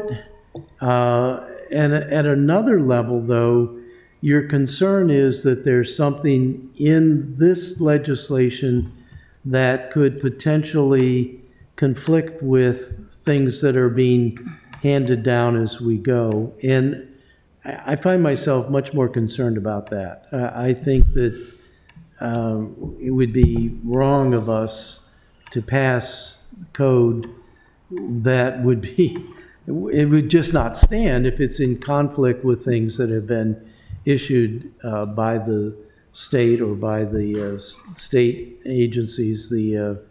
I forget the person you referenced, the state's attorney, is that who would be handing Well, the down Attorney General is, The Attorney General, has been Attorney given, General. the law So gave the Attorney General. I'm very interested in hearing more input on that about Can you give us an example of some of the Comar things that have come down already that would be in conflict with what's in this legislation? Well, actually, none that have come down yet. You know, we just received Senate Bill 178 and 600 will become law on October 1st. And so again, it gives the Attorney General the power to investigate certain cases. And they just sent us down written language, which I'm sure they're going to submit before Comar to become regulation. One of those is in direct conflict with provisions of your bill, which is the body-worn camera footage, submitting it in the 7 days. Okay. We can say that we in the city law that we want it submitted, but the language that we got from the Attorney General, which will probably be memorialized in Comar, is that if they choose not to allow us to do that, we can't do that. All right, so thank you. That's a very concrete example. Mr. Young, you're here. I value your input on that as well, but I know we do have that on the making the footage available, and that's in response to people from the community, not only about the cost, but how readily available it is. Did you have any comment in passing on that? But thank you for that, Ms. McCoy, because that's right on point. That's very specific. Yeah, sure. First and foremost, much respect and to the work that Ms. McCoy does, and certainly Chief Jackson, who I've seen and done his work in Baltimore City. I got a lot of respect for him as well. I would respond that my reading of that policy from the Attorney General is just that it's a policy. However, given that it could indeed become Comar, if that's true, then that's something that you would have to be mindful of. Nevertheless, what's also true is that this is current policy in Baltimore City, and that's what it's fashioned after. And so, indeed, there would be other jurisdictions that would be having to make amendments. And certainly, if that is the case, we would be seeking state legislation to correct that. As it stands today, that is not law, and therefore, I think that you all would be in good position to go ahead and pass that provision if you so chose. So let me see again if I did active listening here. You're saying that if the Comar comes down and it has something using the specific that Ms. McCoy gave us about releasing the camera footage, if it comes down and has something that's contrary to what we have in this legislation, we'd be forced to amend the legislation, but you haven't seen anything yet that is in conflict with what we have in the legislation. Not to date, and indeed, you would not be the only jurisdiction that would need to make change if that did become law. However, to date, it is not law. Right. So, I'm trying to digest this. Truly, I think I would put to my colleagues on the council, we do need to be thinking about the fact that we're not dealing with static legislation from the state. It is evolving, and we need to, I think, make sure that our legislation isn't going to get in the way of it. I haven't heard yet that we are in the way of it, but it is an evolving process, very new, and Ms. McCoy gave us a very powerful presentation last Thursday on all of the deadlines and the permutations that have to be worked through very quickly. Some in October, as you mentioned, a lot by the 1st of July, and I think we will know. I think I saw Alderwoman Tierney and then Alderman Payon's hands up, and I didn't know. Alderman Tierney. Okay, let me ask it last. And do it loudly, because I'm having a hard time hearing everybody. Oh, I know. These mufflers. The muffler. Okay. And I hesitated on having you talk because I know I have heard your opinion and I'm more concerned about the legality of this whole thing. But here's my question. You have a new hire. You hired a police officer. And what do you give him for his day-to-day operations? What is his spec book, if you will, if this legislation is passed? How would that work? Can you answer that simply? No, I can't. No, I can't. There's the, Alderwoman Tierney, I really can't. When recruits graduate from their training or lateral, and we give them access to the rules, regulations, policy, and we do give them training, whether that training be in-service training or some topical training that I feel as a police chief needs to be disseminated. Either by me or Chief, through. microphone, please. Okay, is that better? Thank you. Yes. When they graduate from the academy or come in as lateral transfers, we help them assimilate into the Annapolis Police Department by acclimating them to our policies, our procedures, through the during their formative time. Of course, they're under close supervision of senior officers and supervisors to train them on how to enforce the law and also how to understand the law. Some of it's simple, some of it's complex, some of it is readily understandable. Others are abstract legal concepts that we help them to learn. And then we have Power DMS. We use technology whereby officers are required for certain policies, even brand new officers, to demonstrate that they understand the policy. If not, then we do our very best to make sure before we put them out there to protect the community that they understand what their role is. Does it always work 100%? No, but no profession does. Not even that. I would argue with confidence too, that you can go into a law firm and get a new a lawyer who's passed the Maryland Bar exam and licensed to practice law that needs the mentorship and needs a more senior attorney too, if I can use that analogy, to help them as they usher their way into a legal career. I think the expectations of law enforcement, given the climate that we're living in, is way too unrealistic. As I sit here, well, I don't know if I'm going beyond what I'm supposed to say, but, as I sit here and listen to this legislation, I question the legality of it, to be honest with you. It doesn't take into account that the men and women who serve the Annapolis Police Department work in a jurisdiction whereby we don't have the same issues. I can understand taking preventive measures. We are accountable to this council as much as we are accountable to each and every citizen in this city. And if we fall short, then the buck stops with me. I came here because I demonstrated to this body that I had the skills and I had the leadership ability to lead this department.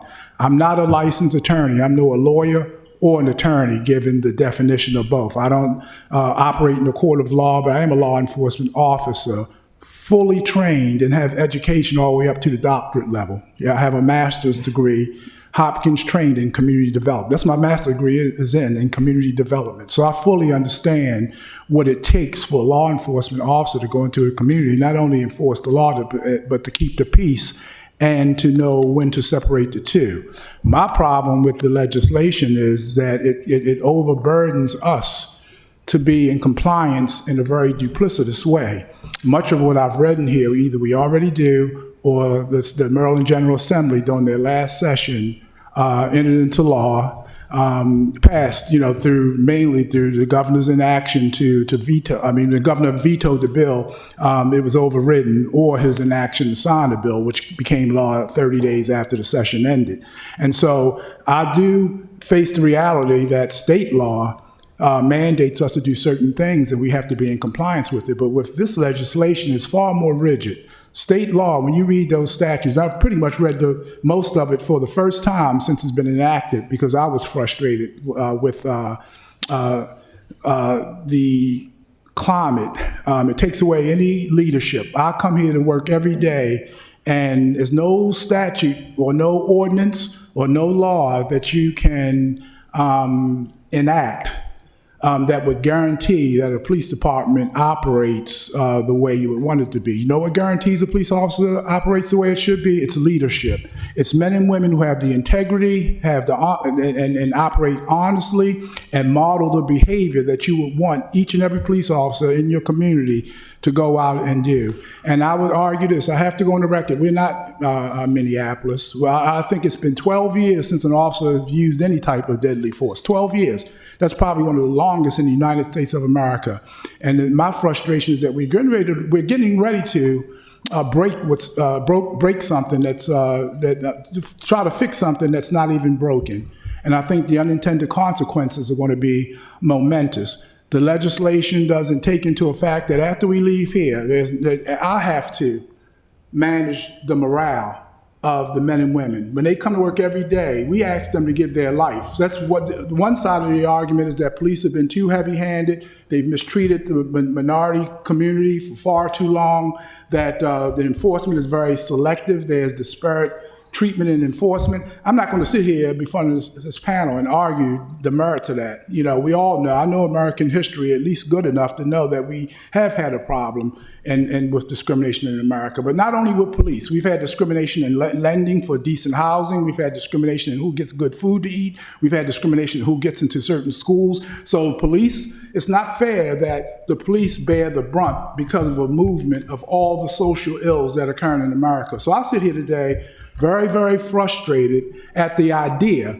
that on top of the state legislation that's going to take hours upon hours to implement properly, with very little support financially, very little guidance legally, and on top of that, have to marry that up with this legislation. If we're not careful, all we're going to be able to do is not prevent murders or apprehend people who have destroyed families. We're going to be stuck in the station house trying to mitigate or facilitate policy. That's all we'll be doing. And the citizens out there, I'm everybody's police chief. And no offense to anybody, but I'm not the ACLU's police chief. I'm not the NAACP's police chief. I'm no special interest or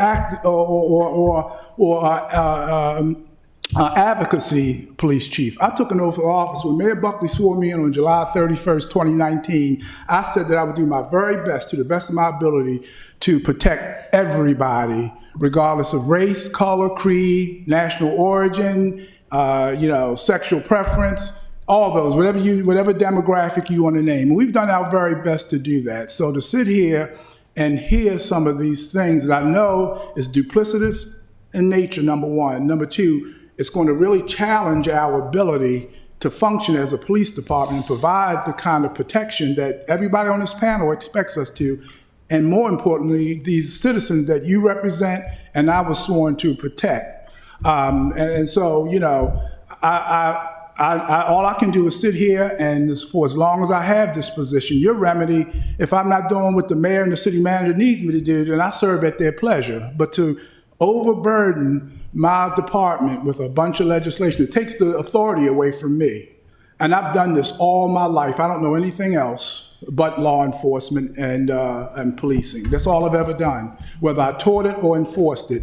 And it takes all the leadership away from the police chief. And I'm just very fearful that if we have this burden on top of trying to implement the state legislation, in short order, you talked about young officers, we're going to have a hell of a time trying to get people to come to the Annapolis Police Department and want to serve the community.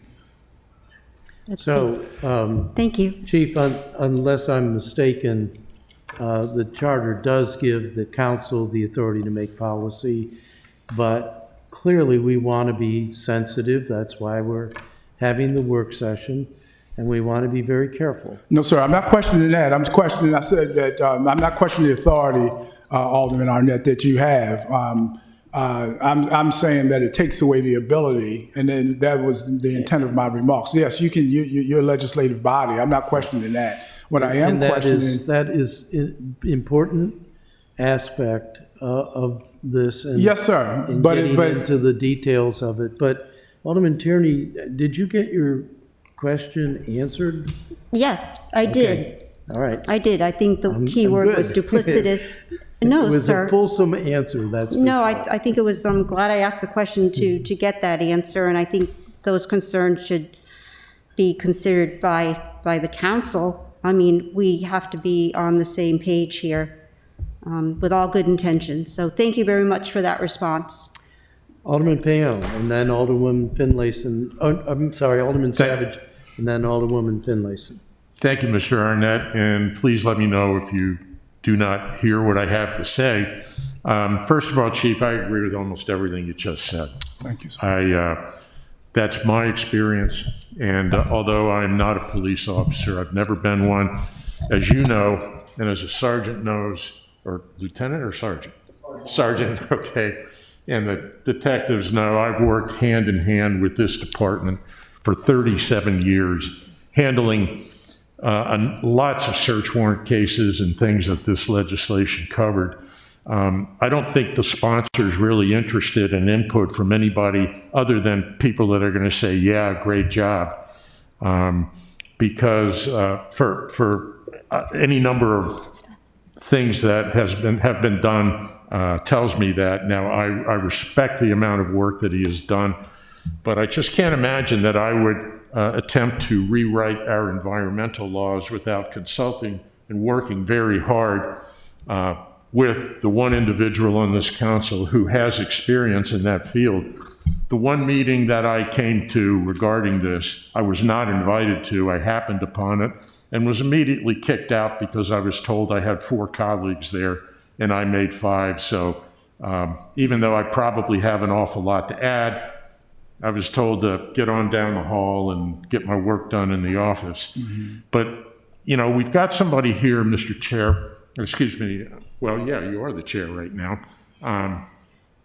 From the ACLU, we have a civil attorney that represents police officers and represents us. What we don't have, and what I don't understand, has Ann Lightus been invited to this, the state's attorney or any representative of hers? Because the police officers certainly have a large burden here, but whose case is going to be all screwed up if something goes wrong with this legislation? And we don't even know what effect it has on them. I could probably offer some insight on that, although I'm no longer a prosecutor, but I haven't been asked. Not once. And no, I haven't. No, I have not. Not one time. And you know what? I mean, this is all, we already have state legislation. This is all a waste of time, as far as I'm concerned. And forgive me for being skeptical about it, but, you know, it is an election year. I realize the author of this, the prime mover of this, is not opposed in the election. But, I mean, where's the justice in this? Where is the fairness and the equity? You're tying the police officers' hands. We haven't heard from any victims and what they think about things like this. And that, you know, that we're not going to be able to use some tools that have been appropriated for use by the state over 100 years. Now, the state's done what they've done. I don't agree with it, but I accept it. Why are we trying to go off differently in some instances, farther in some other instances? For what? You're fixing a problem that has not existed. And while I'm kind of making a closing argument for yay or nay on this legislation today, I realize that, and I apologize for taking up the council's time, but I'm sitting here, you know, going through this, having to watch our police chief defend himself and his officers for no reason. It's not as if we've had this problem all along. Well, we've had plenty of problems with our police department.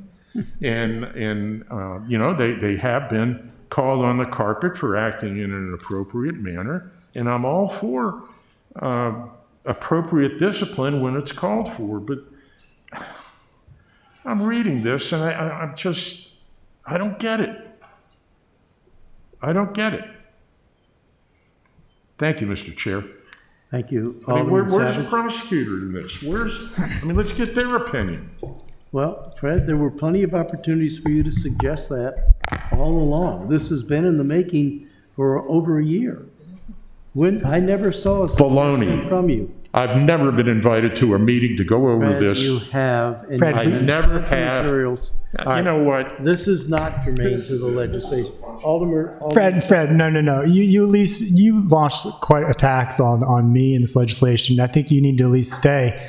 I have it right here in front of me. I sent this to you in April. I talked with you on the phone, and you declined to give me any kind of feedback or suggestions. So don't you dare say you were never presented with this. And what do you expect us to do to go over quorum? We had 4 people in these meetings. We can't have 5 council members. That's why we turned you away. We have to honor Open Meetings Act. Somebody's got some sense. Okay, well, next time, why don't you be truthful? Because that's just... All right, so I did have some other responses. I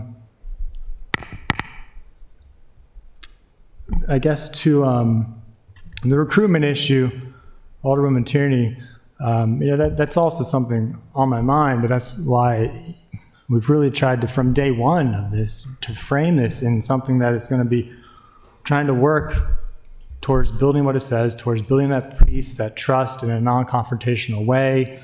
Nobody's getting exactly what they want on this legislation, and that's again why we've looked at other jurisdictions to try to take some common sense approach. And I think I don't want to hurt recruitment, but I think what we can do is take this as an opportunity, because what this would do if we pass this, we would really clarify through everything, that we are truly going on the path towards community policing, right? We would have this clear strategic plan outlining what our vision is, how we're going to get there.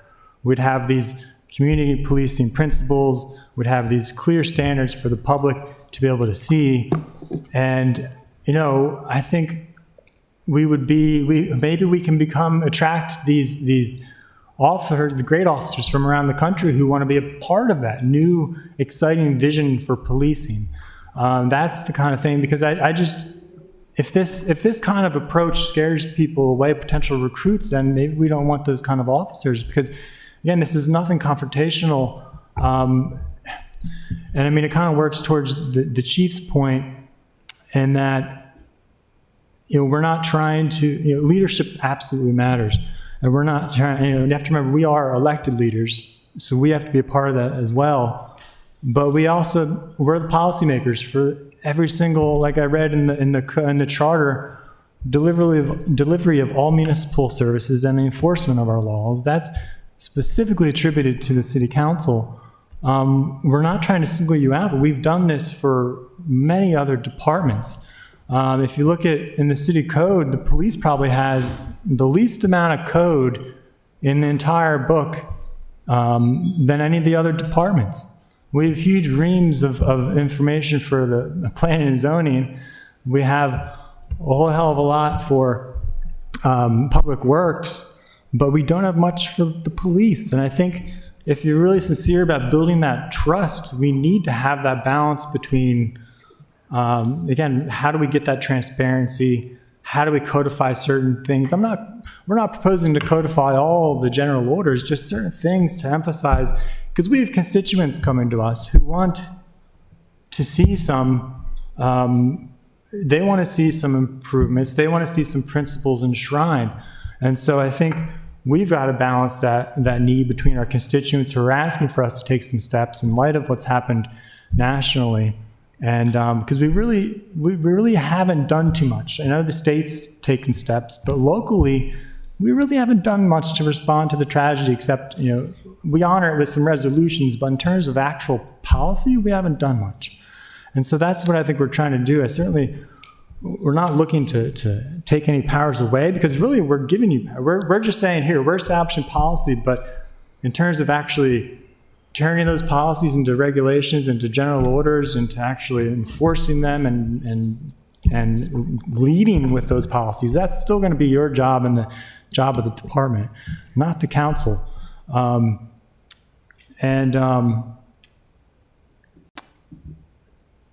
I think, I know the alderman's left, but I do think, we can't pretend, again, I've mentioned this before, that we're somehow insulated from any kind of crisis or tragedy from happening locally in terms of what we've seen happen around the country.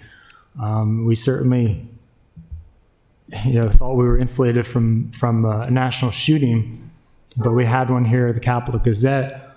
So I don't think we can just rest on our laurels. And again, this is not a defund movement being pushed by Black Lives Matter. This is something we're trying to develop consensus on to in a non-confrontational way. But I feel like the alternative that I'm being presented from the law is just, or not, from the police department, is to do nothing. It's for us to sit back and say, oh, we're policymakers for all delivery of all services except for police. And that's not, at least that's what I'm hearing. That's not what I think our constituents want. And in terms of, I'm almost done. In terms of the legislation being, I think you mean duplicative and not duplicitous, because duplicitous means deceitful, and I don't think any of us are being deceitful with this legislation. Duplicative, yes, we may be duplicating some of the state legislation, but I'm not clear how on An English teacher. being duplicative with what's being done in the state. No, sir, we said duplicitous. I'm a college graduate. I don't need an English lesson. I said duplicitous, to duplicate, sir. So that's, and you bring up the Capitol Gazette shooting. That's in Anne Arundel County. That was a white guy who shot 5 people. It had nothing to do with the city of Annapolis. In fact, we were the heroes in that. Chief, I mean, duplicitous. Were you just mean duplicative? I mean, I'm not clear. Okay, we really don't need to get into that. Well, we do, because I want to clarify. If Alderman, if I can address that, deceitful. so I'll change the word to redundant. And what we mean by redundancy is I'll read from Senate Bill 178, which gives all the provisions that you're asking for in a report. It also meets your goal. Yeah. It meets the city's goal in that if you go to item 2, the local, that the report has to be submitted to the local governing body and the jurisdiction served by the law enforcement agency that is the subject of the report. So you already have remedy. So, of course, the officers are upset that you would place into legislation to say to do this when we already have to do this, and the state has already provided you remedy. We, by state law, have to submit this report to you. So again, when they say that this is redundant, it makes it seem, or to the officers in their point of view, that you believe that they did something that you got to keep, that you have to continue to enumerate this point when it is here. Now, what we would say is that if the alderman would like to see that report before the 15th of January, before it is submitted to the state, we have no argument in that. But it's, again, things of this nature that are going to be in conflict. This is redundant. It is the exact language from the state, and the state has provided the city remedy. It specifically says we have to submit the report to you. Right. So can I interrupt for a point of information? Because I thought when we were in the work sessions, Ms. McCoy, that we agreed to go back to the CALEA reporting. And by the way, we are fairly unique in doing CALEA, and you made a very good point that some of the reason why we don't have troubles that other jurisdictions do is because we adhere to CALEA standards. But are you looking at as submitted or the revised? Because we took your suggestions to revise. We were looking at the revised that still says that we have to submit reports regarding regarding no-knock search warrants and a search warrant report. And then we would just say that, yes, that is redundant. That the state already gives you remedy. Your goals are already met. They are met by the state. But why is it a problem to be? Thank you. I mean, first of all, now we're finally speaking to the legislation specifically, and we agreed in those work sessions that we didn't want to add to the burden. We were more than happy to see. I have never seen a CALEA report. Mm-hmm. And it sounds to me like it's chock full of really great information that makes us look really good. Mm-hmm. So what we changed it to was we would like the CLIA reports to come when they're scheduled, come to the council. But if there's things that we've left in here that are adding redundancies or additional burdens, that's certainly not my goal as one of the sponsors. I don't think it's any of the sponsors, and that's why we have this work session. Yes. Is to get into those very particular. Well, if I could finish out my time. And then time, we have Alderwoman Finlayson. but I do, I don't want to be redundant in the sense of adding unnecessary effort, but in this case, I realize a lot of the information we have listed under the data requirements are already in the CLIA, but there are some things that are not. And I don't see how that redundancy is going to add a workload, because it's just a matter of It's not a, hold on, let me finish. It's just a matter of cutting and pasting what you sent to CLIA and putting that in the report to us, or submitting the CLIA report to us with an appendix that has the extra information that we wanted. That's not a lot of workload, frankly. So I don't see what the issue is with that, unless I'm missing something. so the state requires us to submit a report that they will come up with a format, which they have not come up with. That's those rules and regulations that I was talking about earlier. They have not sent down the format for how this report is compiled. The things that you're asking for are exactly what is in 178, exactly, except for one line, which I'll address after I finish. The dates that you're asking for the submission of the report, you're asking for it in June. State asked for the report in January. So those two dates are in conflict, and then that would cause redundancy. We would want, some parity. We would want language that says, submit this report, not a report, but the report that you will submit to the state that has the state format, that if you, again, say submit the report on or before the 15th of January, we do not have a problem with. One area that we do want to address in the report that is different, everything is the same except for item 2, which says that we have to report on the number of served no-knock search and seizure warrants by another agency at a location within Annapolis. I did speak with both aldermen and express my concerns about this. I cannot tell you what I don't know. There are federal agencies that we are not beholden to. They have the same authority and the same jurisdiction as we do, being the federal government. Some of those agencies may do no-knock warrants, and they may not tell the Annapolis Police Department. Coming to the top of my head, the National Security Agency, the Central Intelligence Agency, the Department of Homeland Security. We would not know. So specific language that says that we have to tell you who served a no-knock warrant, the other agencies in the that served a no-knock warrant. This language, and we in closed session, in talks, we did ask that this be stricken, because we can't know what we don't know, and even if you write it in a law, it still can't make us know. But everything else is the same. So we would ask that if you're asking, or any time in this legislation that you have asked for a report that is the same language, or if you adapted the language from the state, that you change it from asking for a separate report to asking us for that report, and that those dates coincide with one another. That, either you want it on, the state already mandates that we submit it to you and them simultaneously on the 15th. But if the council wants it, a week or two before, we have no objection. Thank you. Alderman Savage, are you done?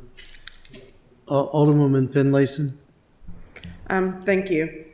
Alderman Savage, you said that you heard from the community with concerns, which is what prompted this legislation. Can you tell me or tell us what the concerns were that prompted this massive piece of legislation? Usually we respond to concerns with addressing the concern. So what exactly was the community concerned about that needed to be corrected?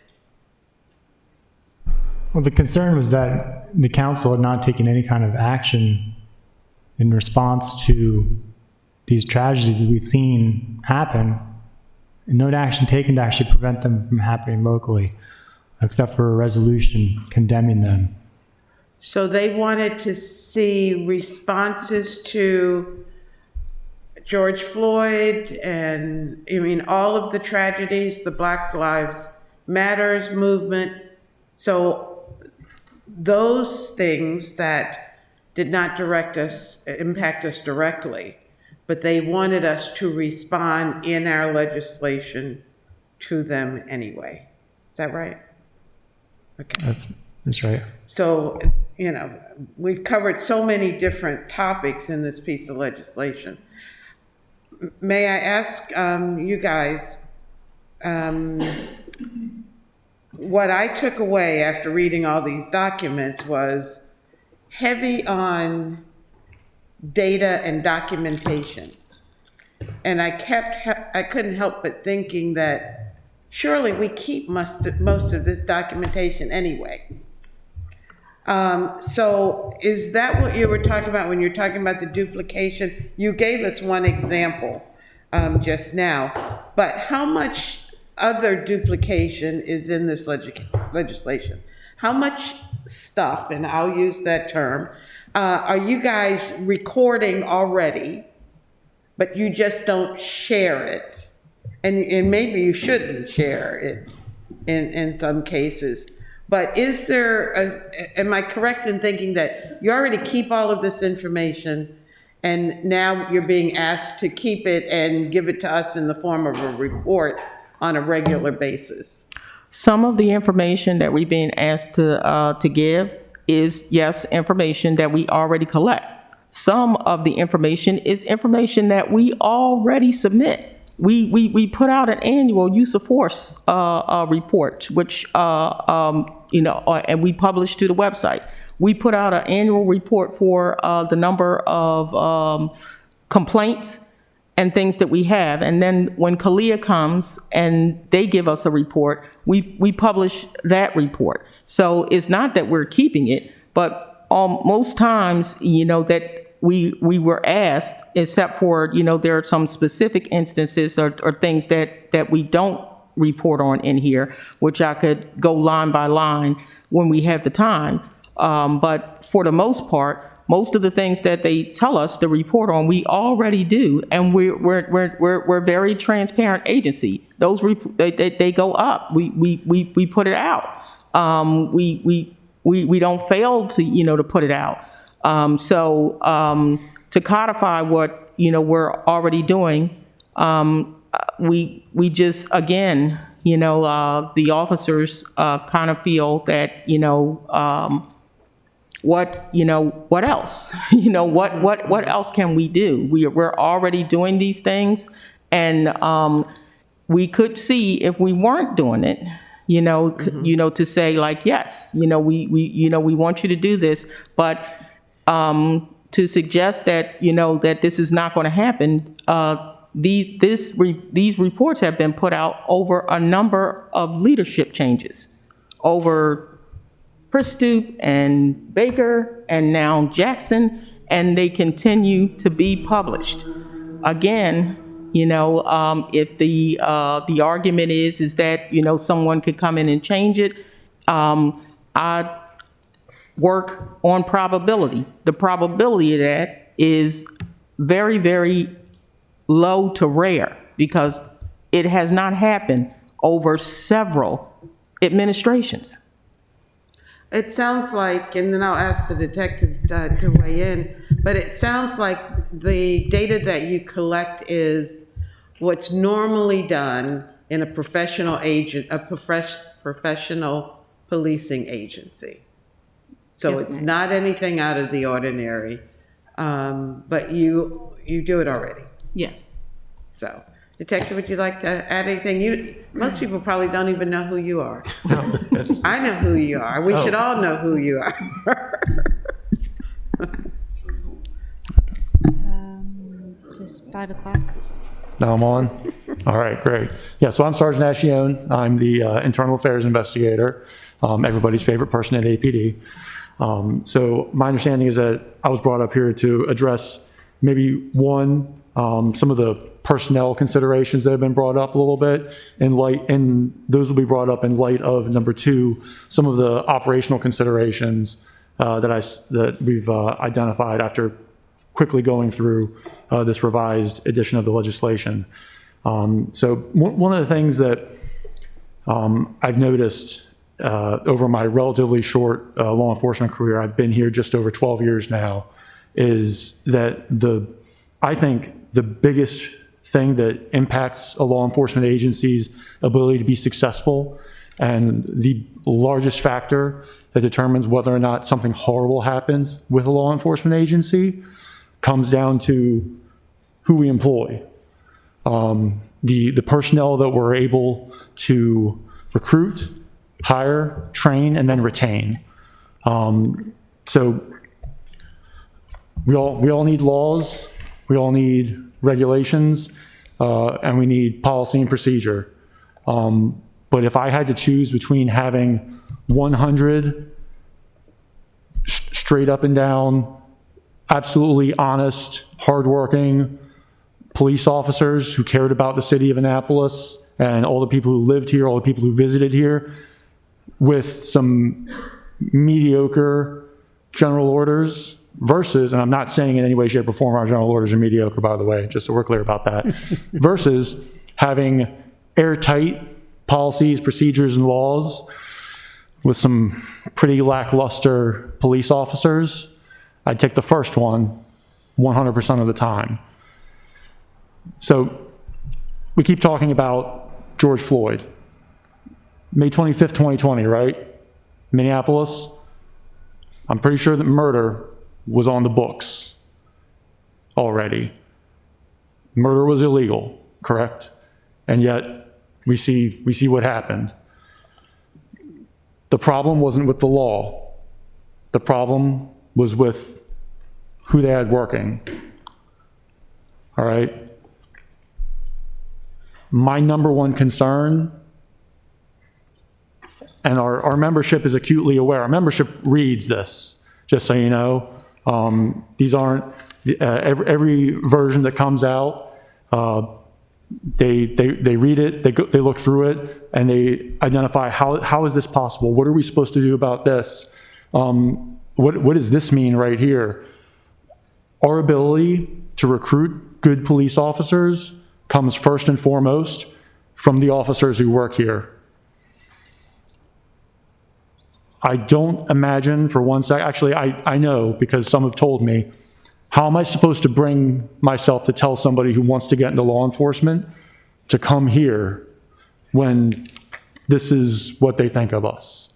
When this is what some people want to implement.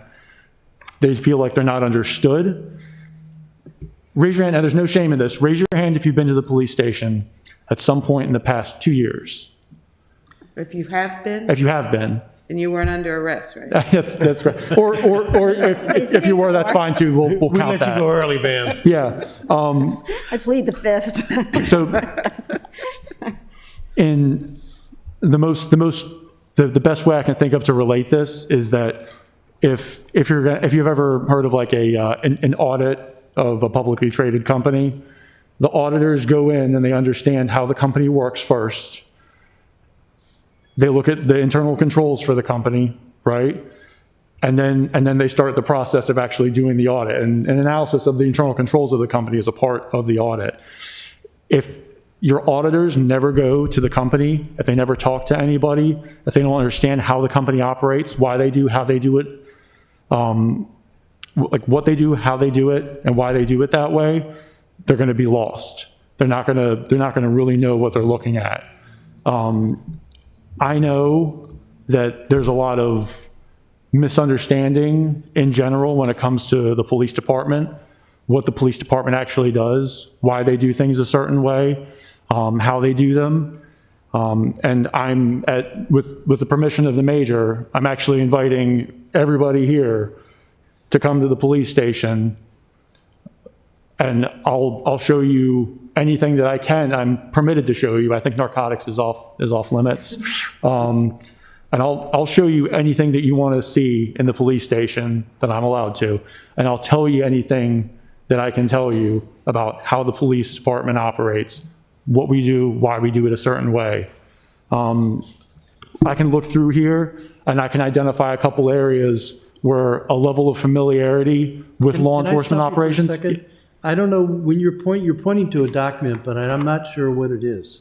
I'm talking about the legislation that's in front of us. Okay, and do you have Can you give a written reference? comments What on are you the talking about? legislation? Yes, I'm going to right now.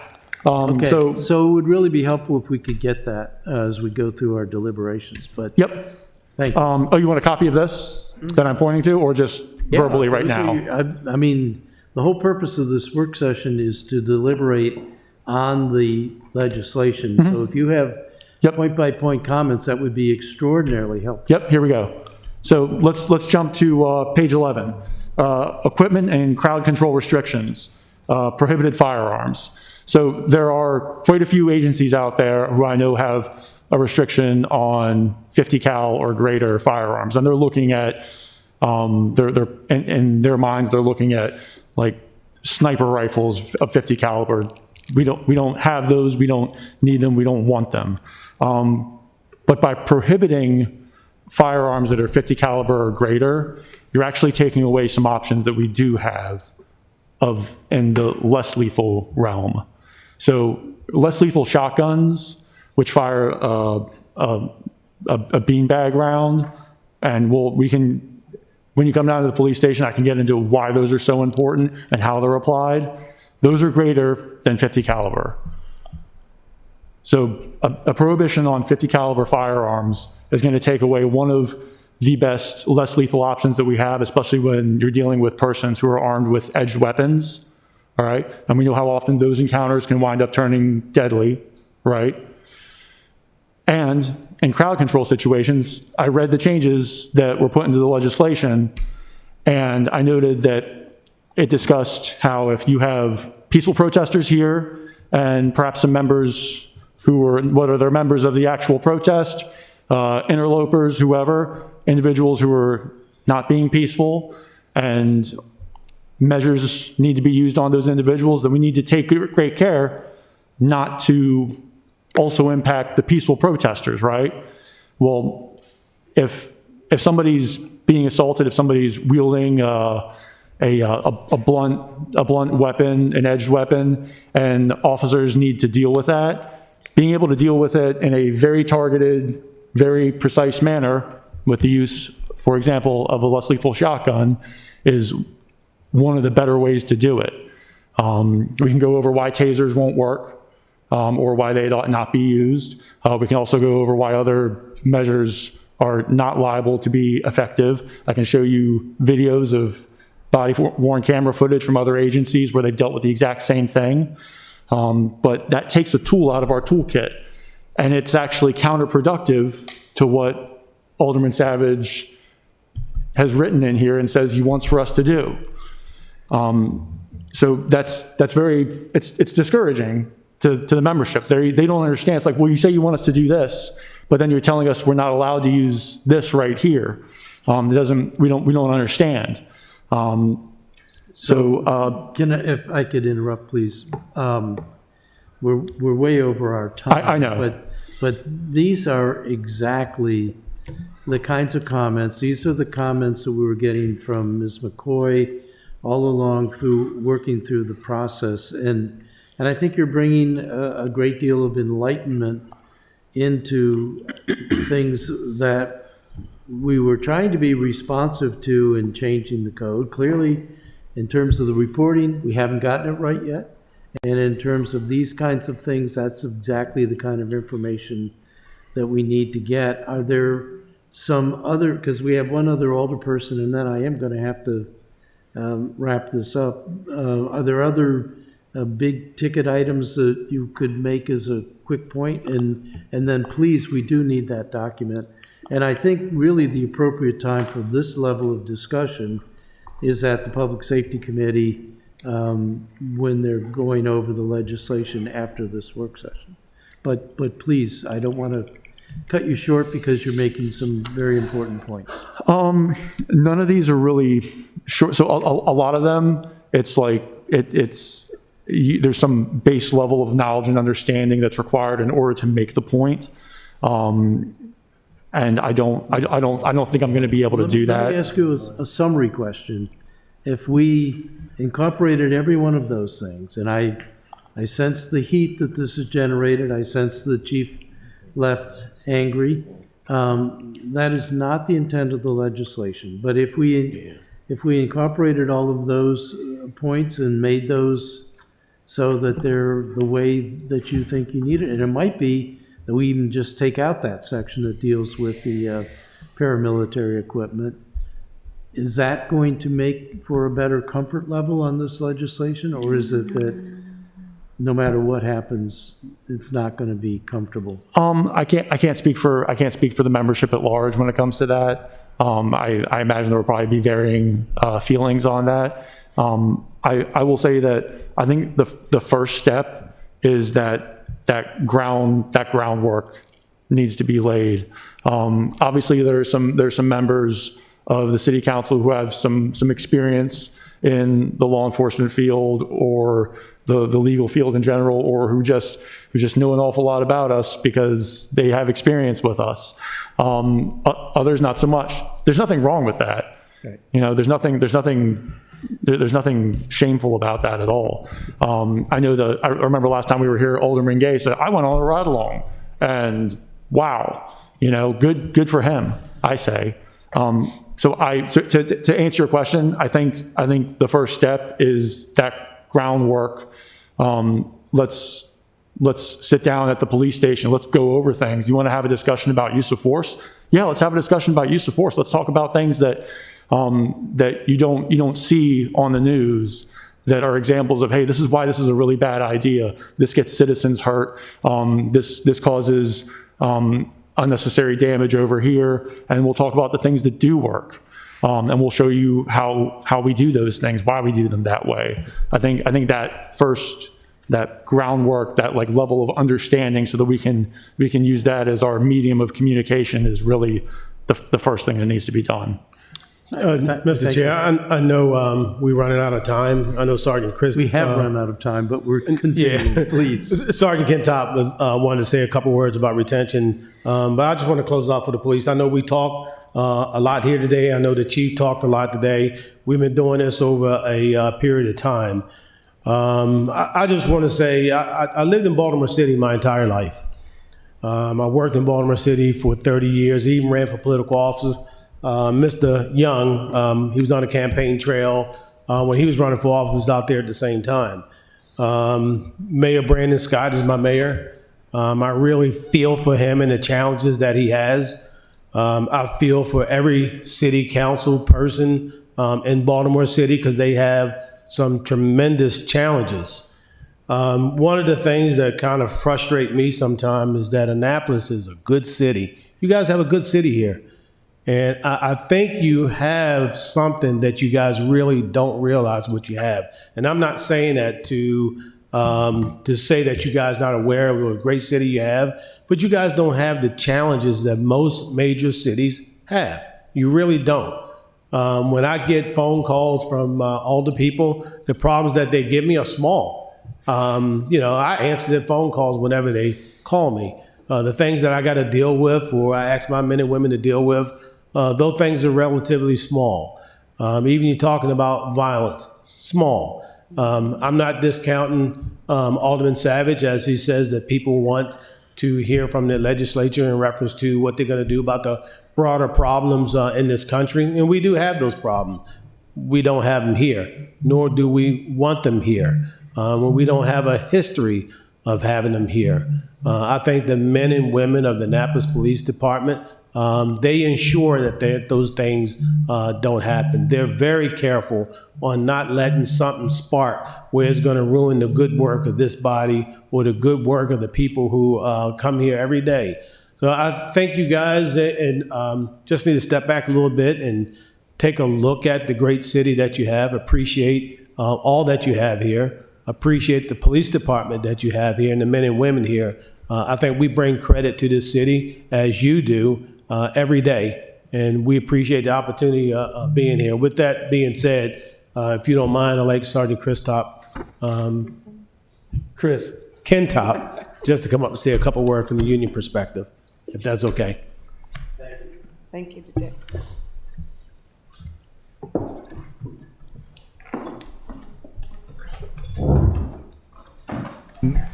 Mr. Chair, my only concern with this is we're running out of time. We're hearing a lot from the police, but this is a very one-sided conversation we're having. If we want to have true balance, we need to invite the community out too. We've heard from the union previously already. They're always welcome to submit testimony. I'm just wondering if they have specific recommendations for this legislation, but again, this has been, the police department's had this since April, and we've been working with them, and we're kind of at the 11th hour right now. I understand your point, Alderman Savage, but I think there's something bigger than the legislation going on here. And part of our jobs as stewards of the city is we need to be mindful of the sensitivities of the people that are working for us. And I don't think any one of us want to make them angry with us for sure, but even just unhappy with us. So I'm more than willing, since the mayor gave me this chair, I want to hear from people about the broader issues. We still have work to do, clearly, to get into the nuts and bolts, but I think it is time. I know the city attorney has to leave 15 minutes ago, but, and I guess my question before we hear from you, Sergeant, you don't need to be here, right? We can continue the work. Well, it's not really me, because I work day and night, but my staff members, Ms. Takia, she was supposed to leave at 5, and she's already working overtime, and we don't have an overtime budget. Okay. I really. But I can stay all night. I don't care. Takia, can we hear from the sergeant, please? I would like to give. I'll be brief, very brief. Yeah. He'll be brief. Thank you. Sir, I'll be very brief. Members of the council, we spoke very much about retention. Retention is a concern. Most people that have left this agency in the past calendar year of 2021, I know the chief has done an excellent interview. I've tried to speak with them too. This has been a thought in everybody's leaving, plain and simple. That being said, we've lost some good police officers this year. Some to retirement, some of them just left. Plain and simple, just left. The good cops that we lost, it's going to impact the community because they're going to go be police somewhere else. And hiring right now is very difficult. In the climate we live in, nobody wants to be a police officer. And to recruit them is even tougher. Because right now, we have an allied agency next to us that's offering $20,000 to a lateral officer. And we're offering new legislation on top of the state's legislation. So just keep that in your mind. Thank you. Thank you, and thank you for being brief, and I share your concern. That's why I brought it up earlier. Alderwoman Tierney has been waiting, and yeah. We really do need to wrap this up. I know, and I think we need to have another work session. Right. That's why I'm trying to keep my questions more practical, and that's what I'm concerned about is the practicality of it. My question to the chief wasn't so much as hiring, but it was confusion and implementation of this. And it's the thing that we struggle with is that we're city, county, and state. We forgot the county portion. And to have 3 tiers of different I keep saying specifications or orders, rules is not very efficient and could cause a lot of confusion. And that's what I'm trying to address. The redundancy, it could be dangerous. I mean, I know that we work together with the county. We could have a county and a city having, hypothetical, a police chase, and the county says, well, I'm going after this guy, and the city police will say, I can't. I'm just being hypothetical. Like, that's the stuff. But the thing that I want my colleagues to consider is that the spirit of this legislation was really driven by a national climate, if you will. I mean, I don't think anyone would question that. But where we are now is, I don't know what point it is to go over the content as you suggest that you want to. You want to see the revisions and you want to see that.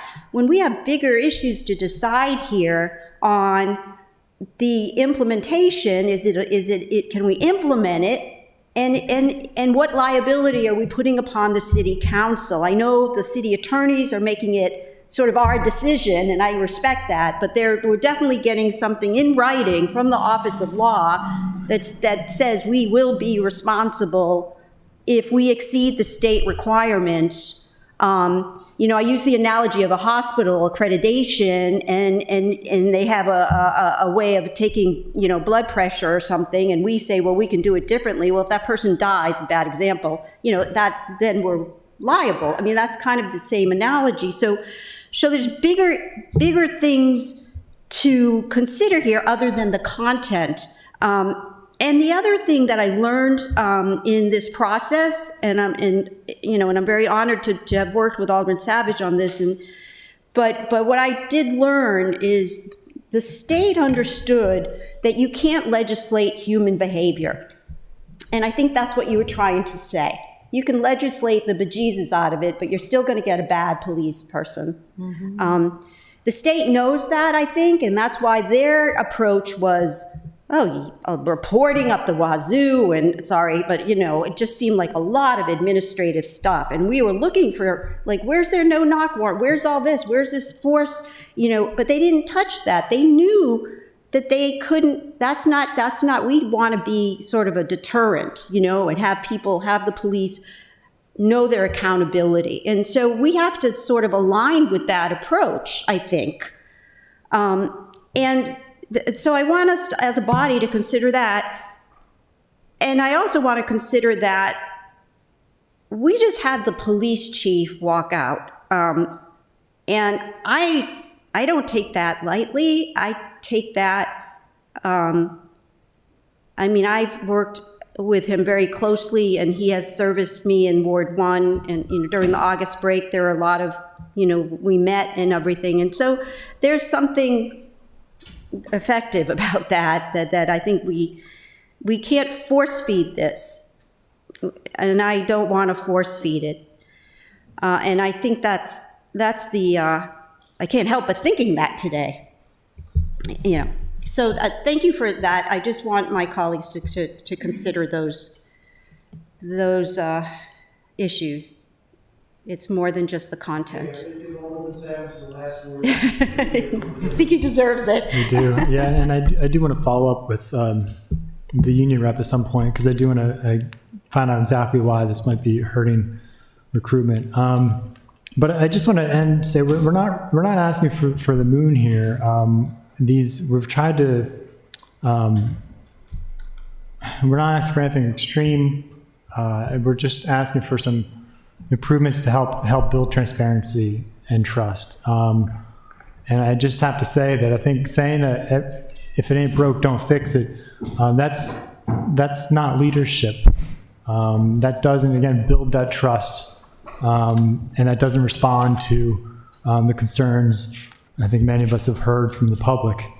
And yeah, you can't legislate human behavior, but you can help build positive cultures, right? And that's, again, what we're trying to do is establish these policies enshrined in our code that show and tell the public that we're trying to, because that's what those are. They do become these guiding principles, right? That's why we have in here community policing guidelines and principles. That's what the public's going to see, and I just feel like it's not force feeding. We've tried, this has been very collaborative. Again, they've had this since April. We've had so many meetings on this, so many opportunities to hear feedback, but you know, so I think that's the direction we're striving for, is that collaborative approach. But I think the alternative is we do nothing. No. And again, that's not us being leaders. That's not the city being leaders. And I don't think that's being responsive to overall public's concern. And so if there's a better way to find a balance, I'm completely open. And I've been open since the day of introduction, even before introduction. But I just haven't heard from some of our colleagues and some of the others.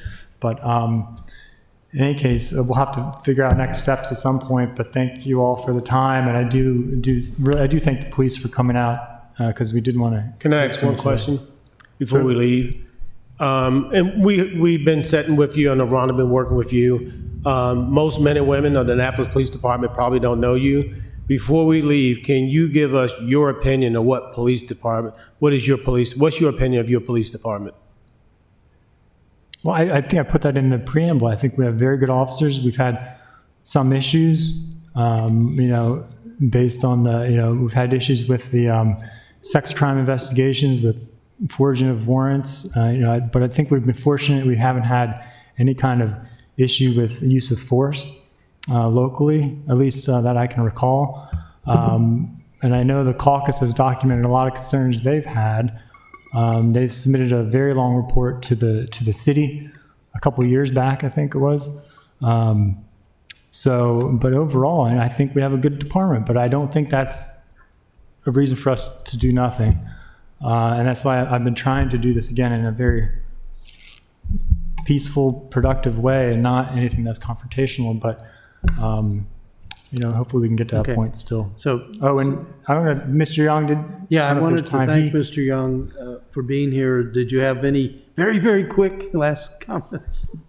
Yeah, sure, and thank you again for the opportunity to support the council in this work. I want to recognize Stan Bradford, a good friend who does great work. Just want to say that this doesn't have to be contentious. We're all on the side of transparency and accountability and public safety. So hopeful that we could all get around the table. I'm happy to continue to be a resource to support the council and the police department in this work. Thank you so much for having me today. Thank you for being here. And our normal adjourner has gone off in a snit, so I'll take a motion from someone. I'll do it. Thank you, Alderwoman. Move to adjourn. Second.